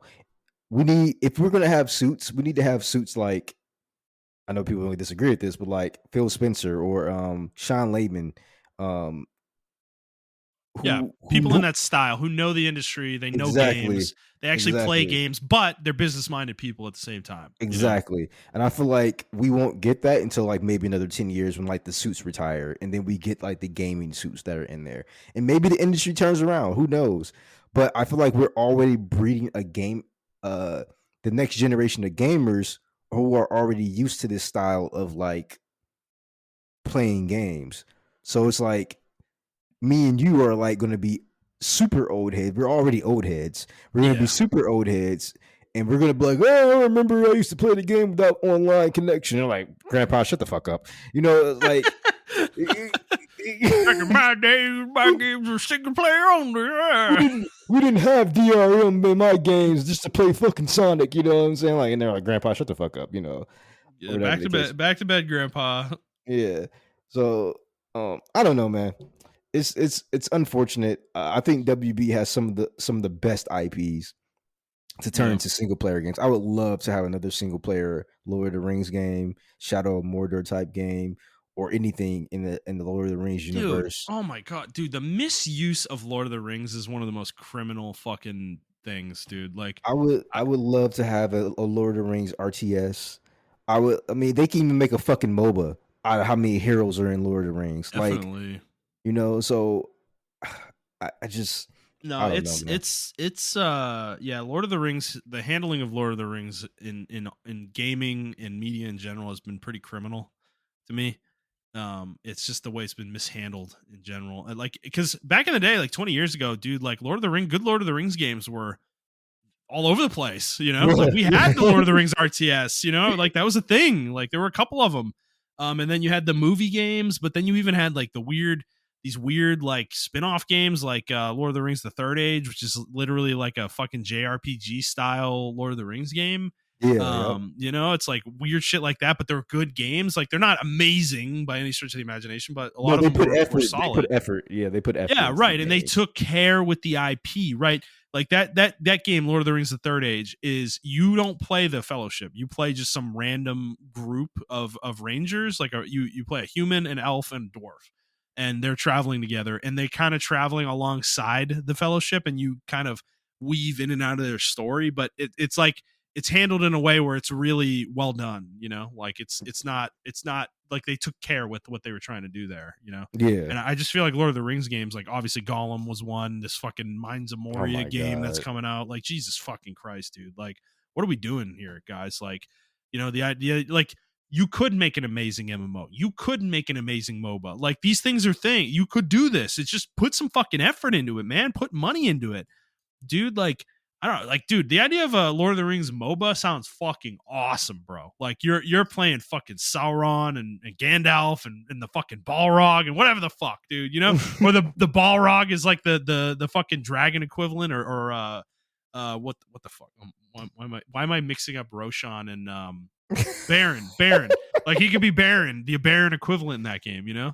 Like, so it's like there's some fucking really cool ideas you could have and implement in that kind of thing. But dude, it's just like I don't know, like they don't have the vision to take a risk on things like that, I guess. Like if you want to make a live service game, like make a fucking cool one, you know? Don't just do some dumb bullshit that's like some fucking dumb Destiny clone or something, you know? It's like do something original, make an original game that has original ideas. But God forbid, like WB's not the company I'm going to for that though. So I'm barking up the wrong which tree is which is there. hilarious But because they used to be the company that either takes existing ideas and put it on its head, or I mean, they pretty much made the superhero genre. You know, yeah, like I Batman would made say that shit. it's been 8 to 10 years since they've been that way though. Yeah, exactly. You're right. Um, but I mean, like, you know, you look at games like Shadow of War, Shadow of Mordor, and you're like, man, like they put a lot of effort into those games. But they And ruined then, it. They ruined it with Shadow of Mordor or Shadow of War. I Like mean, they the ruined single it. player is still good. It's just I know, but they they fixed it. dude, they turned me off that game because of what Oh they did with the yeah, microtransactions. yeah, I yeah. never played it because of that shit. And I know they took it out and rebalanced the game around that, but I don't care. They turned it off. Like they turned me off from it. Maybe someday I'll go back and play it, and I probably will.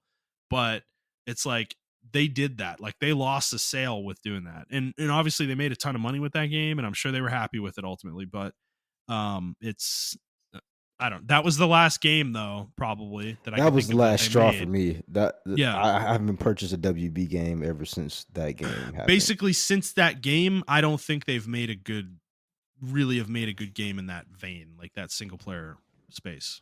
Well, all the talented people left and made their own studios or whatever the case may be. So it's like I don't know, man. I'm not gonna like diss the people that are currently there, but it's just I don't think they have the backbone or the you know I don't know the bravado to the vision or the bravado to stand up to these executives and be like, listen, this is what we want to do or whatever the case may be.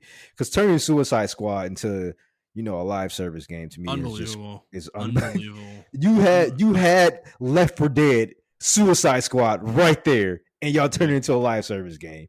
Like that's insane to me, dude. Like you're gonna take the studio that made the Arkham trilogy and make them make a live service game. Like, what are you thinking, man?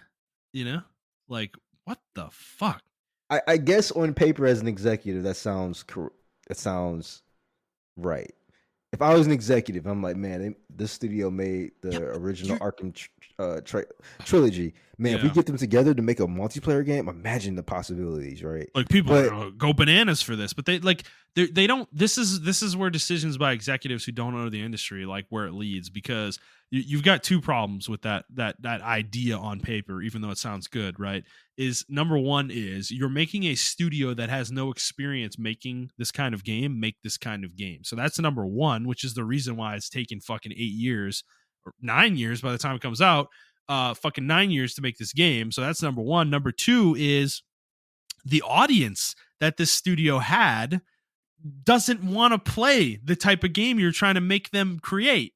So like you're trying to fit a square peg in a round hole. Like that's what they're doing. And it's just thoughtless. Like I don't know how these decisions get made in a vacuum like this, that you lead an entire studio down this path, and you approve that and you go through it and you invest money in it and like, fuck, dude, the chances of Suicide Squad making its money back at this point, I feel like have got to be close to zero, like, I don't know. Like to me, what they should have done after the backlash last year, they should have just said, fuck it and release the game as soon as possible. Like we need to get this out in the next 3 months, because no amount of rebranding it, remarketing it, changing it, I think is gonna fix anything. Like I don't think that's gonna generate more sales for them. Like it might generate less.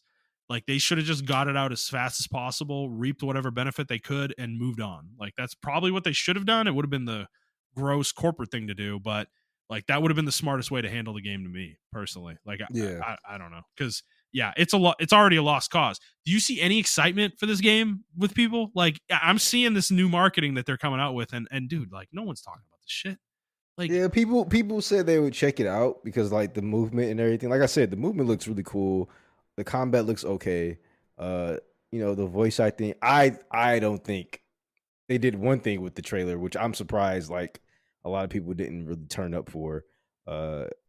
They kind of had what's her face, Tara Strong, in there after her like controversial takes that she had, a couple of weeks ago. But well, they can't do anything about that though. I mean, if they had her voice lines, like that's been done for months. So well, they had her in the interview thing, so I was just like, I see. Yeah, so I don't know. It's just I didn't see anybody complain about it. I didn't complain about it either. So I was just like, but you're right. Like no one's really like checking for it. A lot of people forgot about this game, including me. I was like, oh shit, yeah, this game's coming out, and it's coming out between I think like the worst time. Like when does Final Fantasy R come out? 7 remake. Yeah. It's February 29th. It's the same month as Suicide Squad. Yeah, Suicide Squad come out at the beginning, but I think there's a lot of hitters coming out between January and like March. Yeah, so there is. It's gonna be a tough schedule for them, man. Nope, I agree. I think they're gonna have a rough go of it. So, all right, we've been on WB too long, so let's move on to fucking Embracer.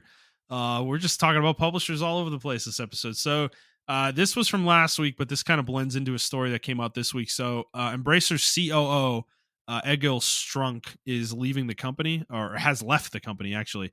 And he is going to make his own studio called Strunk Games, I believe. And this is this is his second stint with the company. But he did say a few things. So, quote, he posted something. So this is a quote from the post. Although the last year has been rough in line with general market changes and industry consolidation, I am positive that Embracer will come out stronger with a long, bright future ahead of them.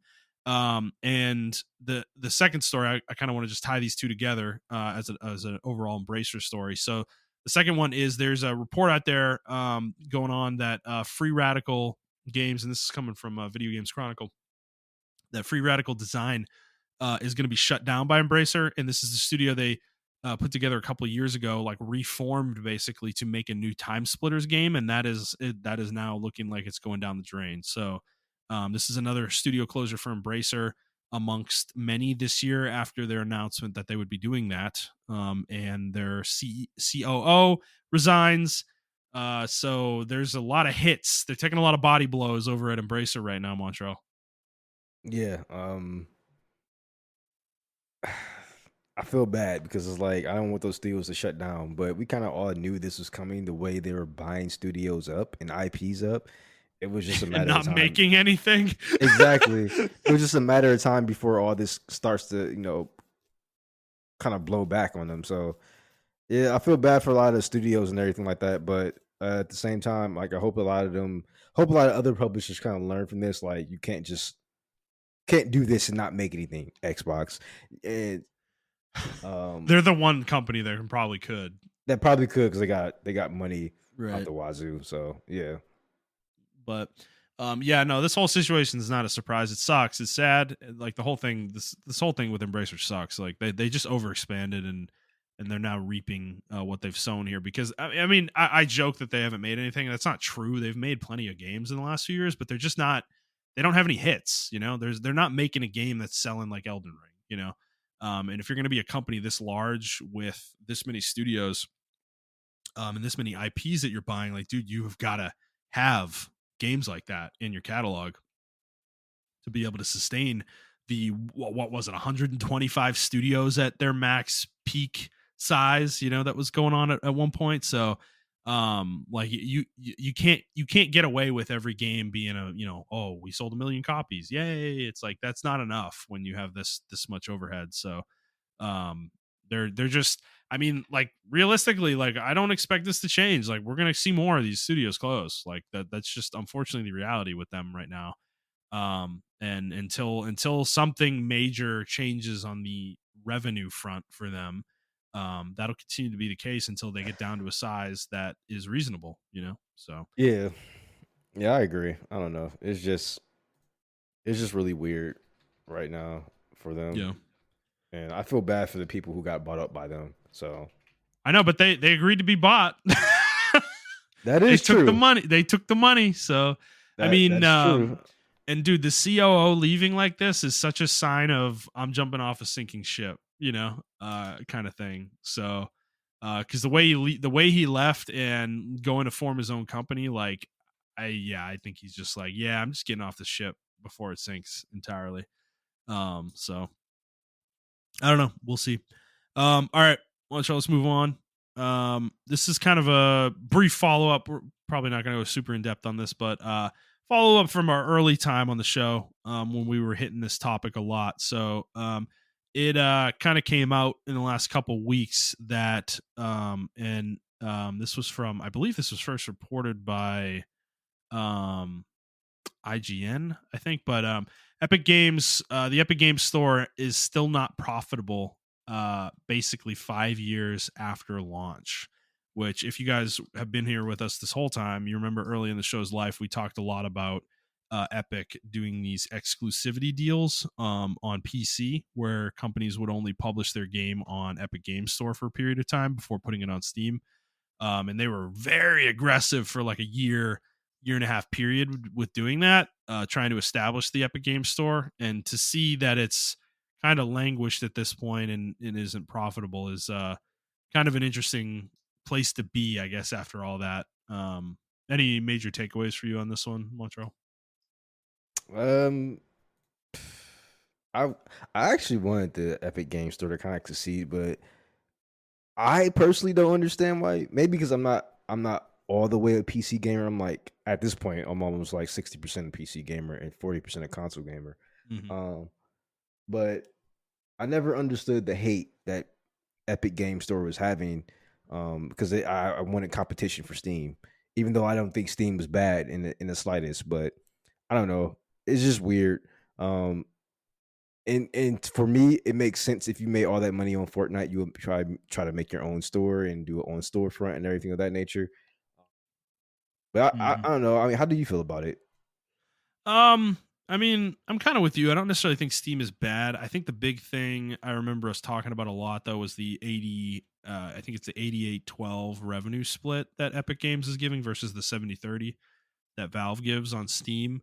That Yeah, was kind of a big thing, putting more money into developers' pockets rather than the distributor of the games. Um, I thought that was a big thing that they were trying to push, and I was kind of hoping to see some movement there, that at least you'd see a lowered revenue split, but it didn't ever result in anything.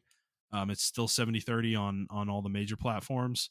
As far as I know, I think that's true for pretty much all of them at this point, including the consoles, like the console hardware as well. So it's like that's the shitty part. I don't know. It doesn't seem like Epic is super invested in this at this point either. Like we've heard a lot less of these exclusivity deals over the last several years, to the point that like they have a program now called the First Run program where they trade 100% revenue for 6 months of PC exclusivity on their store, and that's not even generating tons of, you know, companies coming over to them. So I think Steam is just too powerful, man. Like I don't know, like without having a major mass exodus in some way, it just doesn't seem to matter. So I yeah, don't expect this.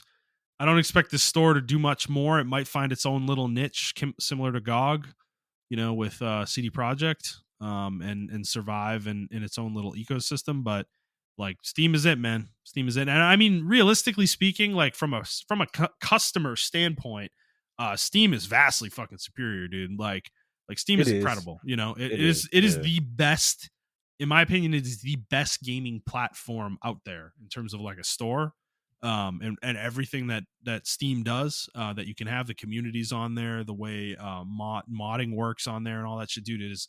It's leaps and bounds ahead of like PlayStation and Xbox, you know, in my opinion. So from that perspective, like, I mean, dude, there's not a lot of reason as a customer to go anywhere else. You know, it's you cannot fight the battle.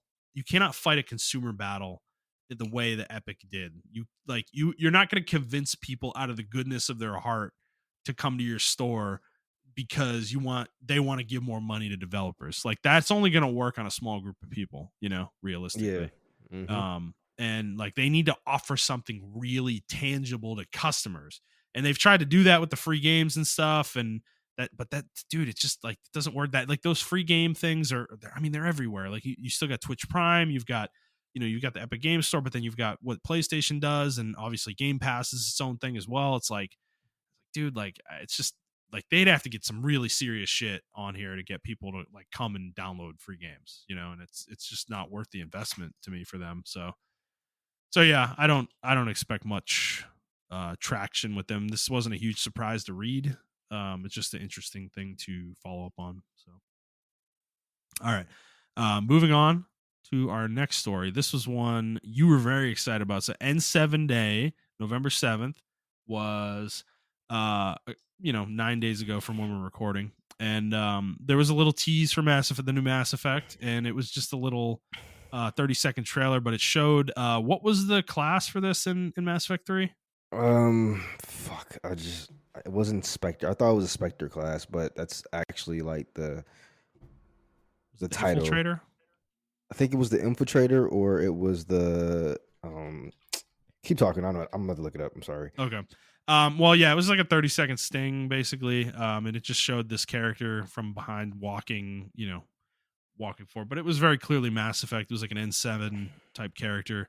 But I don't have much to say on this personally. Like, with all these teases on Mass Effect that they continue to do year after year, I'm so tired of talking about this game at this point. It's like the game is like probably not coming out for 5 years. So Yeah, I agree. I don't know. I was just really excited. So I think it was either the N7 Shadow or the N7 Slayer. That's what it was. So the Slayer, both of the N7 Shadow and the N7 Slayer, they have that coat and they can teleport around the battlefield and stuff like that. And that's what it looked like. And I'm really hoping they embrace like those type of classes because it was in. So the way it worked in Mass Effect, you had your Vanguard, your primary class, and then you had several different subclasses within that. Um, yeah. so I'm really hoping they're kind of like leaning towards that, because that was really cool in my opinion, and it kind of opened the world up as far as like what you can do. Um, yeah, I don't know. I was really hyped for it. I don't know. I just wanted something Mass Effect on N7 Day. I wanted them to just kind of reveal something or do something or whatever the case may be, and they kind of did. So I was kind of happy. I know I'm not going to get it for like 500 years, which is cool or whatever. Um, Yeah. I wasn't really expecting much. I wasn't expecting gameplay, but I'm just glad they acknowledged the day because usually year over year they just say like a tweet and like, "Hey, happy N7 Day," and then they don't say anything Mhm. else. At least Yeah. they showed some type of something to let us know, like, "Hey, we're still working on the game" or whatever the case may be. But I agree with you and DJ. Like, it's still in pre-production, so I really don't fucking want to hear it shit right now. But Well, I yeah, do and want it's to hear just this that, shit. dude, this like level of like, so in the sidebar on YouTube, right? Just see, this is similar to the Kingdom Hearts thing we were talking about. Is like, dude, these thumbnails and the titles of these videos are fucking insane. And so there's one on here that says this N7 Day was absolutely insane. Like, what? What are you talking about, dude? Like, they didn't show anything. I mean, if they were hyped like be on the day, Oh my bro, god. you have to understand it, bro. What was the last game we got was Andromeda, Mm-hmm. and it wasn't that good. So No, it's of like course. I know, but do you think this game is going to be good? Like, let's be real. Let's be I honest for a I second. Like, I'm I'm I'm cautiously optimistic. uh-huh. Cautiously, Oh my god. cautiously. Montreal, don't do this to yourself, man. I'm not. I just am cautiously optimistic. I don't think anything's gonna come of it, bro. But I don't know. Like, I just wait for Dragon Age to come out. That's why I said Okay? I'm cautiously optimistic. If Yeah. Dragon Age is complete shit, I liked Inquisition though, but if Dragon Age is complete shit, then we have a problem. You know, Yeah. like then I'm never gonna see Mass Effect again. Yeah. But if Dragon Age is decent, then I'm like, okay, I have hope for Mass Effect. You know, Yeah. me personally, I think Mass Effect is the bigger IP than Dragon Age. That's just me personally, but I mean, probably sales numbers prove otherwise. Um, but yeah, I don't know, man. I just wanted something Mass Effect, bro. Like I'm tired playing through the same 4 games, and yeah, Well, I hope you get it. I'm not. I mean, like, I want it too. I fucking love Mass Effect too. It's not like I'm not a big fan of the fucking IP too, but it's like by the time we get this game, it will have been over 15 years since Mass Effect 3, and it's like, I mean, at a certain point, it's just is it relevant anymore? Like, no, not really. So, I don't know. We'll see. I'm sure next year we'll get another one of these, and then the year after that we'll probably get another one of these, and then the year after that maybe we'll get a some kind of substantial trailer of some sort. Probably not, but I we'll just see. can't see them. The reason I'm cautiously optimistic, I just can't see them fucking up 3 times in a row or twice in a row. They fucked up with the Andromeda, and then they fucked up with Anthem, and I just can't see them coming out with Dragon Age and fucking that up. I literally can't see that because if you do, then you're literally the world's worst game designers in the world. Like, I don't, I don't know, man. Yeah, It, but maybe that's what BioWare is at this point.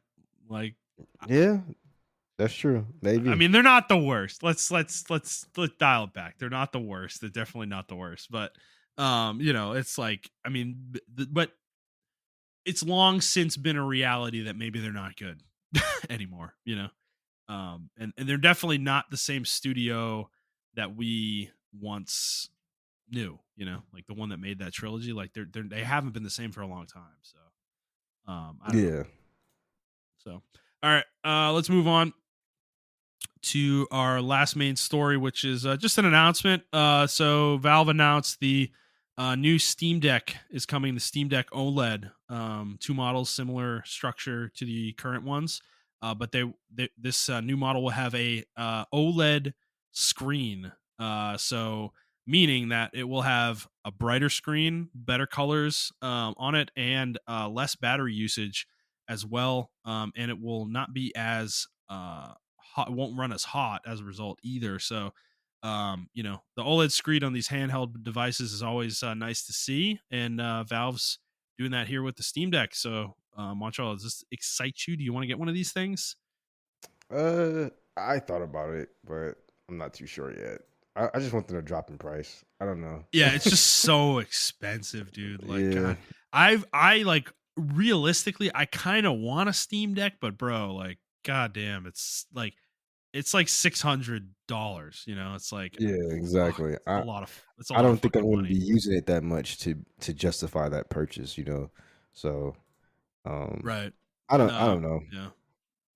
But it's good to see Valve like continue to support this thing though, that it's not just like a one and done situation. Like they seem committed to the Steam Deck more mid to long term, which is definitely not typical for Valve with hardware. So Yeah.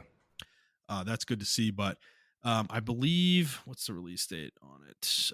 It is, it's already available, so you can buy this right now if you want. So and it looks like it's replacing the existing models basically. So you can get for $549 the 512 gigabyte OLED, for $649 1 terabyte, and $679 is a limited edition 1 terabyte, which I don't know what's limited about it necessarily, um, but yeah, you can get more space on it. The main thing you're paying for with that jump in price seems to be storage. For the most part, it doesn't seem to be a significant difference in terms of hardware otherwise. So keep that in mind as well. So that is already out, so you can go pick that up if you want. All right, Montreal. So that's all we have for news. Um, so this is the week. Game Awards nominees have been announced, and people can vote on them now. If you want, if you go to thegameawards.com, you should be able to nominate these. You will have to make an account to do so, but nominations are out in Montreal. You were hot in the pants this week about these nominations, man. So tell me Yeah. about it. What's Um annoying you this year with this? I know we're already at almost at 2 hours, so I'm not going to be too long, but I didn't like the selections they picked, even for the major games. My main beef was with the indie games. Like, I'm legitimately upset that I think one or two games were snubbed. Because I actually forgot about a game I played this year, which was Chain Echoes, which Mm-hmm. is a one person made this this RPG, a JRPG style game, and it's very fucking good. You look up the reviews for it, everyone loves the game. He got artists to he hired artists to make other stuff in the game, but he was the sole developer of the game. It's only like $20, 20, $30 right now on like Switch or whatever. And it's a damn good game. Yeah. Um, and the other game is Bomber Cyberpunk, obviously. I think that game to me did sell really well. I know it didn't make the top 10 NPD charts or top 20 NPD charts, but almost everybody I knew bought the game or heard of the game or whatever the case would be. And for that game to not even be sniffing a nomination is an understatement for either for sound design, soundtrack design, OST, the gameplay, animation, or it was the art design, art style, or whatever, or even just like straight up, debut indies or whatever. I think it was. I I don't know. The games they chose were like Okay, like that. That's the games that like, I felt like when they chose. And apparently, I'm not alone. A lot of other people felt like the indie games they chose were just really. I don't want to say bad, but I don't even think they had Blasphemous 2 in there. Like, so it's Yeah. like who like there needs to be another system. Like you can't just be like Or having these Resident 2. industry, yeah. You can't just have these industry plants in there and been like Man, picking these games, man. dude, Like this is looking through insane to me. these, yeah, you're right. It's a lot of just the like it's like the same games over and over again. Like Baldur's Gate 3's in like every fucking category, dude. Like I get it. The game has been huge this year, and it was obviously a hugely successful, well liked game. But God, like you're like, if you're gonna put it in game of the year, right? Like, should it be in every other category? You're taking that slot away from other games. You know that could No, that could. and this is why I think the Game Awards is never going to be taken seriously, like the Oscars or whatever. Because how many Oscars did we see of like movies and stuff like that? Like those people actually watch movies, right? Because there are movies that are like across the world that me and you have never heard of, Mhm. and they win an Oscar, and then I go back and watch it, and I'm like, holy shit, I can see why this actor won an Oscar for this performance or whatever the case may be. They actually look at movies, and they just don't look at Marvel fucking movie. Like to me, this list is the equivalent of like Oscars just looking at Marvel movies all year. I'm like, okay, well, you know what? Ant-Man's going to get a fucking Oscar for visuals of the year. You know what I'm saying? It's like Yeah. there were way better visual movies that came out, you know, than the fucking Ant-Man or whatever the case may be. And I don't know, even for like game of the year, right? Another big. I don't think this is a really hot take for a lot of people, I guess, but for me, I'm the biggest Resident Evil fan. I have every Resident Evil game. I played almost every Resident Evil game except for like the GBA, the Game Boy Advance ones or whatever, because they're Yeah. fucking trash. Uh, I don't think Resident Evil 4 should be. I don't think remakes should be considered games of the year. It should be considered for game of the year. I think since we're getting so many remakes now, Should be its own maybe category. it should have its own category. I don't think it should be considered for game of the year though. It can be Yeah. considered for remake of the year because I feel like it's unfair. What if Halo had some kind of remake or Call of Duty? Well, technically, Call of Duty did have a remake. I mean, Modern Warfare 3 is a remake Hmm. of Modern Yeah. Warfare 3. Um, so those are huge, right? They're always going to have huge audiences because they're existing IPs. Hmm. Um, compared to like a sequel or something of that nature. Now, if it was a sequel, I understand that, but like a remake of an already existing great game, it's kind of unfair. It's a cheat code, in my opinion. Yeah. And I don't know. I just don't. It already won Game Globes of the year, Game of the Year. Um, so I don't like that. And I have a strong. I don't think it's going to win Game of the Year over Baldur's Gate in the Game Awards. I think Baldur's Gate 100% got that. Um, Another thing is for sound design and for action. I know me and you had your gripes with Final Fantasy 16, but bro, it's not. It's not even in the fucking categories. No, you know what category it is in, and I wanted to call out a couple. Is best RPG. Final Fantasy 16 is in that category, and It is. so is Lies of P. Which I didn't play the game, so I don't know how in depth the character customization is. But Final Fantasy 16 has no business being in a best RPG category. Like It definitely does it's it. not. It's like it is on. It's hanging by a thread of the cliff of being an RPG. Like it's barely hanging on, bro. Like it is so. It is not an RPG. Like I would not call it an RPG at all. It's an action game, and to put it in the RPG category is just like it's fucking stupid. Like, what are we doing here? Like, even by their own category definition, let me get there real quick. Let me get back there because I'm like going through all the categories as you're talking. So this is what they're defining, right? For best RPG, for the best game designed with rich player character customization and progression, including massively multiplayer experiences. How does that describe Final Fantasy 16 in any way? There's It no doesn't. character customization whatsoever in None. the game, barely Only any. thing, only Like thing you can customize. You can't even. No, the you can't skill even tree, customize it. that's it. The Eidolon tree, that's the only Yeah, thing. yeah, and your sword changes. Oh That's my it. fuck, like dude, yeah, okay, Jesus, yeah, the visual of it, sure. Yeah, Liza P does have deep. I don't know about deep customization, but it does have customization in it. Yeah, I don't want to. I want to talk. I don't know. Like Neo had deep customization in it as well, and it's a similar type Yeah, of game, so it's certainly possible there. So, but yeah, Final Fantasy 16 has no business being in this category at all. You know, it's like what are we talking about? And then fucking like dude, and you've got Resident Evil 4 all over this, right? And then Dead Space remakes got nothing basically. Like there's like one category I think it's in that I saw. And then going over to best performance, they've got fucking so the dude who plays Peter Parker in Spider-Man 2 is nominated in the category, and I'm like, what? Like what? Like was that performance really memorable to you when you played that game? Like no. Do they you have? They better have Ben Clive in there.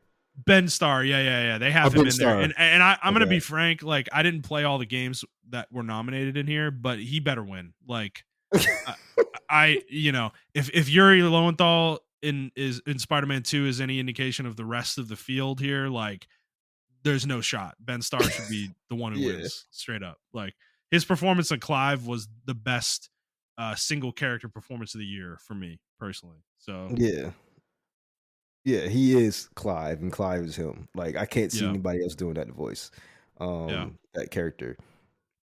Honestly, all the character performances in 16 were great, in my opinion. I think that was like one of the major highlights of the game is how well they performed in that game. hmm yeah, Um, so I don't know, man. Last year was really good. This year, though, like actually, last couple years have been relatively good. This year, though, I mean, the presentation may be really good, but I don't know, man. Like Apex is like considered for community support. Come on, bro. They barely give me talk a to us. break. Give me a break, dude. Like, Well, best multiplayer, right? So, best multiplayer games for outstanding online multiplayer gameplay and design, including co-op and massively multiplayer experiences, irrespective of game genre or platform. So, you've got Baldur's Gate 3, okay, what? Diablo 4, okay, Party Animals, Street Fighter 6, and then Super Mario Bros. Wonder. Like, is that the best we've got this year? Is that really it? Multiplayer games are in trouble if this is this is the 5 games. Like what the fuck, dude? No, there was Like definitely more than that, Baldur's Gate bro. 3, I know it has co-op and you can play it fully multiplayer, and that is impressive and certainly worthy of praise, but the game's a single player game first, you know, and it's like I don't know, in man. Diablo 4, like I don't remember the multiplayer being specifically special in any way. I remember it being kind of annoying actually, like in the way that if you like we couldn't do certain things together, or we Bro, could, but it would like it didn't play super well. I remember. to me, this game just, I mean, these games awards just scream, I forgot the first half of the year.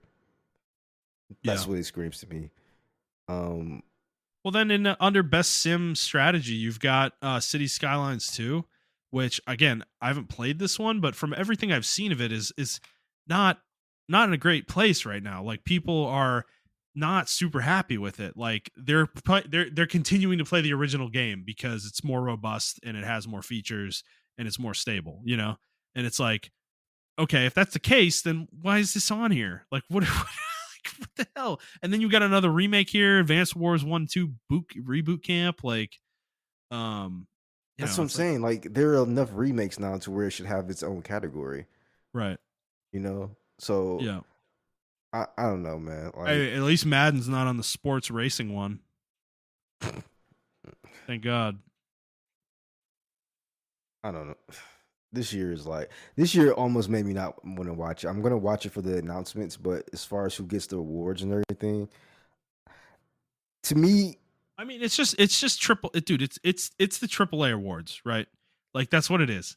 It's it's always you been have this a way. category for indies though, and you don't include good I mean, I don't want to harp on bad indies or call them bad, but Mhm. you don't include indies that like were fucking major. Like, oh, we all know about this indie, and I'm like, Dave the Yeah, Diver, that was backed by $1 billion company. Yeah, it's not independent. By the definition of the category, it shouldn't be in there. I don't know, man. But it's, dude, it's like, this is just the thing. I don't care about the awards here. I never really have, for this reason, because I feel like every year is like this, where there's one there's generally one game that dominates like half the categories and is in like half the fucking categories, and it was like Elden Ring last year. This year it's Yeah, that's fucking true. Baldur's Gate 3. Zelda's in there too. And back in 2017, it was fucking Breath of the Wild. Like, there's always the one game that's like that every year, and it's the obvious game they're gonna pick for game of the year, whether it deserves it or not. And it's like it's predictable in this way, and it's I think that's why nobody takes it seriously. Like, why would I? And that's why I get so angry, because I want people to take it seriously. I really want this to be our Oscars of video games. I think games as a media has proven itself to be an art form, um, which is a whole different conversation. How we're going back to like being kind of relieving the art form, because after we fought so hard to become an art form, um, and be taken seriously. Um, but now it's like it's reversed now. Like Jeff Keighley has to do something better than this. I love the dude, love his personality, love what he's doing for games. But he has to do better than this, man. Yeah. He needs a different criteria, or he needs like to get people that actually play video games. I don't think a lot of these people that chose these video games actually played these video But dude, games. like, best art direction, like, Legend of Zelda Tears of the Kingdom's in this category. Like, what? The game looks like dog shit. Like, what are we talking about? Like, what? I mean, That's I what I'm guess it's. talking I about. guess. I guess you could argue that art direction is like a style versus fidelity, but and maybe that's what they're going for here. But like, Tears of the Even Kingdom's the not a even good this looking game. Yeah, I would say even the style is not good. Like I I agree. I don't agree. I agree with that. It's like, there are plenty of games that came out on the Switch, indie games that came out on the Switch. Like, if we want to be honest, the indie game scene would probably dominate that category, because they have all its types of unique styles and everything like that, because they have less money to work with. okay, dude. Okay, explain this one to me. Zelda's in best score and music. Like, are you fucking kidding me? Zelda, like, dude, I'm sorry. I love Zelda as a franchise. It has some decent music, and it has good tracks in certain Bro. games, and I'm sure Tears of the Kingdom has some good tracks. However, music has never been the series' strong suit. Like, compared to other things out there, like, dude, like Fire Emblem soundtrack this year and Fire Emblem Engage was a fucking banger, bro. Like, I listen to it That's what I'm now. saying. Like, That's what I'm what saying, are we bro. doing? What are we talking about? Like, fucking Xenoblade Chronicles wasn't nominated for this last year. Like, what the fuck is It that? was nominated. It lost to Oh, fucking was God it? of War. Oh, yeah. And fuck that. Fuck that. Are you fucking kidding me? Like, what the fuck is that? Like, there's no accounting for Is taste is with these is things, though. is Final Fantasy 16 even in that category? It is. It is, and Okay. it better win. It better win. It better win. Like, I'm sorry. Like, I don't know, man. Like, come on, bro. Like, Jesus. Yeah, that's last year was when I was like, okay, I see where they're going with this shit now. Because when God of War won best art or best score over fucking Xenoblade Chronicles 3, which whole fucking game, the game revolved around the score. Yeah. And I'm like, and there were tons. I remember they announced it and they won. There were tons of comments like, "Are you fucking kidding me?" Over Xenoblade Chronicles 3. No, it's because like, I guarantee you 85% of the panel didn't even play fucking Xenoblade Chronicles, bro. And they're voting on this. Like, this is the other issue with this is you're going to nominate 5 games, right? And you have all these people vote and you have us vote, right? But I can vote for this without having played 4 of the 5 games. I'm just going to vote for the one game I played. It's like, that's fucking like, doesn't make any sense. And I would guess the idea is you have enough people that it kind of balances itself out. But dude, like, I would bet a lot of these categories are like that, man, where people haven't played half these games. It's Yeah, like, and I understand too, like from the perspective like well, Montrell, there's literally hundreds of games that come out each year, and it's like, bro, there are hundreds of movies that come out each year, but somehow the fucking Oscars do it. You know what I'm saying? I don't know how often the Oscars is. Is the Oscars every year or is it every couple years? I think it's every year. Is every year? Like I don't know. Maybe they should follow their critique, like the way they do their panels and stuff like that. And I know it's a whole bunch of snobs and stuff like that on the Oscars, but like at least they have some good fucking bangers in that shit. Like I don't Well, fucking know. like I think this is something Keely's got to do better, I guess, is planning throughout the year. Is if he wants to make this event legit, he needs to take more time with it, I guess, earlier in the year to, as games are coming out, figure out of his like group of pundits that vote on this stuff, who's played what, and make sure when you have the full nominations decided, and however that criteria is determined, that you have a panel of people voting on it that have played most or all of the games that have been nominated. You know, Yeah. because that's not fair, man. Like, dude, like if I was part of this and I've played, the only game I played in a category is Diablo 4, and I didn't even like Diablo 4, how do I vote? I just have to abstain because it's like I'm not voting for Diablo 4 in Game of the Year of anything. You know, it's like I didn't think it was good enough of a game to deserve any awards. So, you know, it's like it's awkward, you know? It's weird. So, I don't know. That's my in to expect people to have like use the honor system, to expect people to kind of, you know, police themselves in that regard. People aren't going to do that, bro. This shit is so tribal, right? Like they're going to be like, you know, the fucking Xenoblade Chronicles 3 players last year were pissed because they love their game, and it's not like God of War's shit, you know. It's not like the soundtrack's horrible in that game. It's not, but it's like there's probably a bias there though for those Xenoblade 3 players. Like it's, you know, so it's, Well, I don't know how you do this fairly. I really don't. you're right. I just think if you're, I don't know, like if you know the Game Awards are coming up, like they came up today, right, or last week or whatever. Maybe have like a panel of people play these games that you already nominated, right? Yeah. Um, Yeah, but you'd have to for do it early enough to give them time to play them, right? yeah, exactly. You know. But like their whole job is that, so they're getting paid for it and everything, right? Mhm. So, Mhm. and like for the score and art direction or something like that, or for the score, have like an actual music composer listen to these music soundtracks in comparison to like when the game is being played or the moments is happening and everything of that nature, Yeah. and then and judge it based off that. You know, Well, I don't know. here's another one. Best ongoing. Awarded to a game for outstanding development of ongoing content that evolves the player experience over time. And you got Apex, Final Fantasy 14, Fortnite, Genshin Impact, right? Those all make sense. They're all ongoing live service games. And then you have Cyberpunk 2077. Like what? What? There's nothing ongoing about that game. It came out with a DLC this year. That's not ongoing. There's nothing ongoing about that.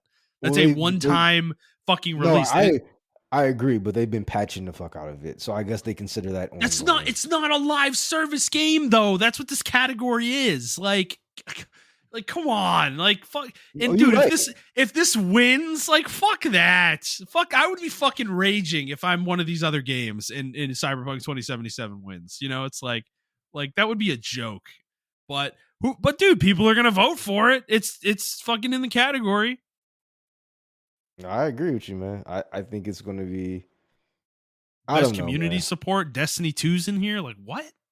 Oh my god, that had the worst community support. Literally the worst. Like what? Literally the worst. Like worse than Apex. Like it's literally the worst. Why Like is that my in god. there? What are you even doing?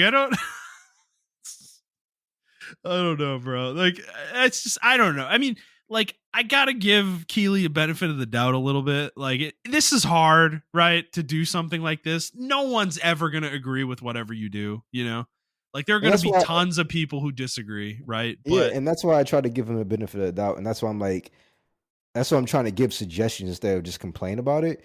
But it's like, bro, we gotta do something better. Like, there's got to be yeah. a more ironclad system in place. Like whatever they're doing is clearly not working. Like they need to come up with an actual rule set and publicize that too. Like it needs to be, because that's the other thing about this. I don't think it's known how they do anything. You know how they determine Yeah, like who the nominees are, and yeah, I'm looking at their FAQ right now. Oh, here we go. Like how are nominees selected?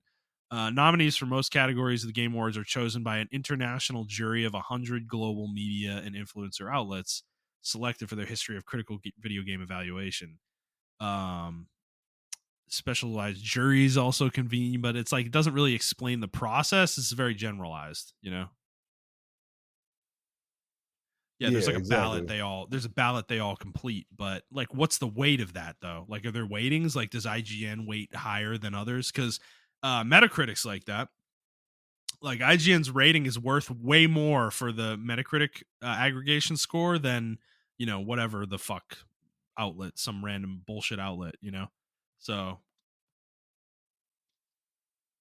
I don't know. I'd be curious about that too. I don't know, man. Gonna be a crazy award. That live chat is gonna be fucking toxic. I just know it. It was already kind of toxic last year, especially during the God of War score.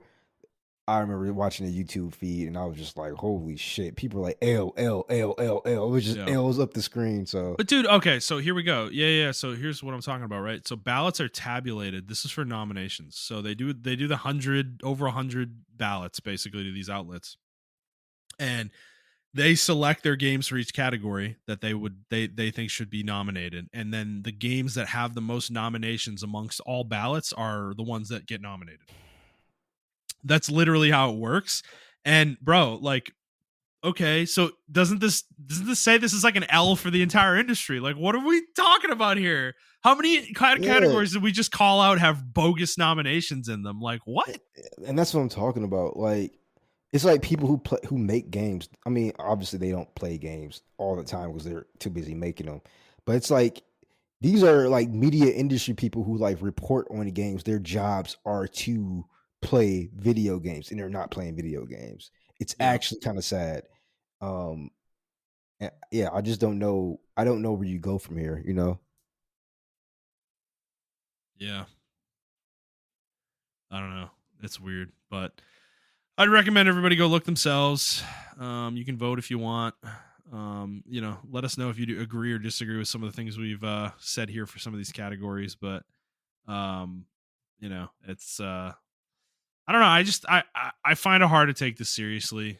I've never really taken award shows seriously either because you're inherently telling your audience that the people involved in the voting process know more than them, and while that might generally speaking be true for a majority of people, like it's I don't I've never felt that way. Like what like why are the opinions of these outlets why are they weighted more on these games than mine? It's like I play more video games than some of these people probably fucking do.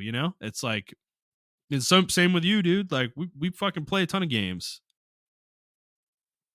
Yeah, exactly. And it's like I don't know. I don't know, bro. And there are Yeah. people who don't even have a podcast or anything, and they just play a ton of games, and you know, I don't know, man. It's kind of sad. I don't like the direction. It was starting to go in a good direction, but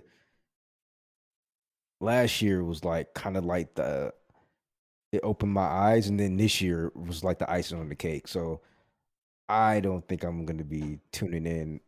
I'm gonna tune in after to check out the announcements, but that's about it. Yeah. You I know? mean, I never watched this live. Yeah, no, I'll be there for the announcements. That's it. That's all I really care about, which that's the moneymaker, man. That's the reason people watch.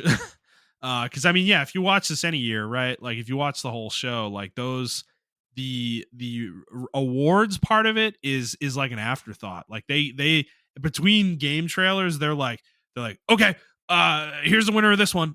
Cool." And it's just so it's like not there's no ceremony to it at all. Like sometimes they don't even bring the people out to say anything. They just say who won it, and they move on to the next thing. It's like, so I don't know. It is what it is. But I'm looking forward to the announcements. I think we could get some good stuff this year, possibly. Hopefully. Ever So since the E3 has left, it's just been a barren wasteland for announcements. yes, sir. And Sony's got nothing, bro. Like, Yeah. yeah. basically. So, all right. Well, Montrell, that's all we had this week. Pretty beefy show, but a lot of stuff to talk about from last week and this week. So, is there anything else you'd like to talk about before we go today? Nope, that's it for me. All right. Well, thank you for listening, everybody. If you like this episode, please like the show, review the show, and subscribe to the show whenever feed you are listening to it on. And please share it with your friends. If you'd like to interact with us on Twitter, you can do so at iTrap for the Hokage for Montrell. That is the number 4, not the word. I'm at Thundernut01, and the show is at The Player's Take. If you'd like to send us a question, you can do so on Twitter, or you can send us an email to theplayerstake01@gmail.com, and we will certainly read that on the show and answer your question here on the show. And other than that, I did forget to say this at the beginning of the episode. Next week, there will be no episode of the show. On the 24th, there will be no episode of the show. So we will be back on December 1st with a normal show, going over 2 weeks of news probably, but don't expect a lot to be announced next week. So again, there will be no show next week. And also, hope everybody in the U.S. who celebrates Thanksgiving has a wonderful holiday. And yeah, we'll see you guys in a couple weeks. So thank you for listening. Bye.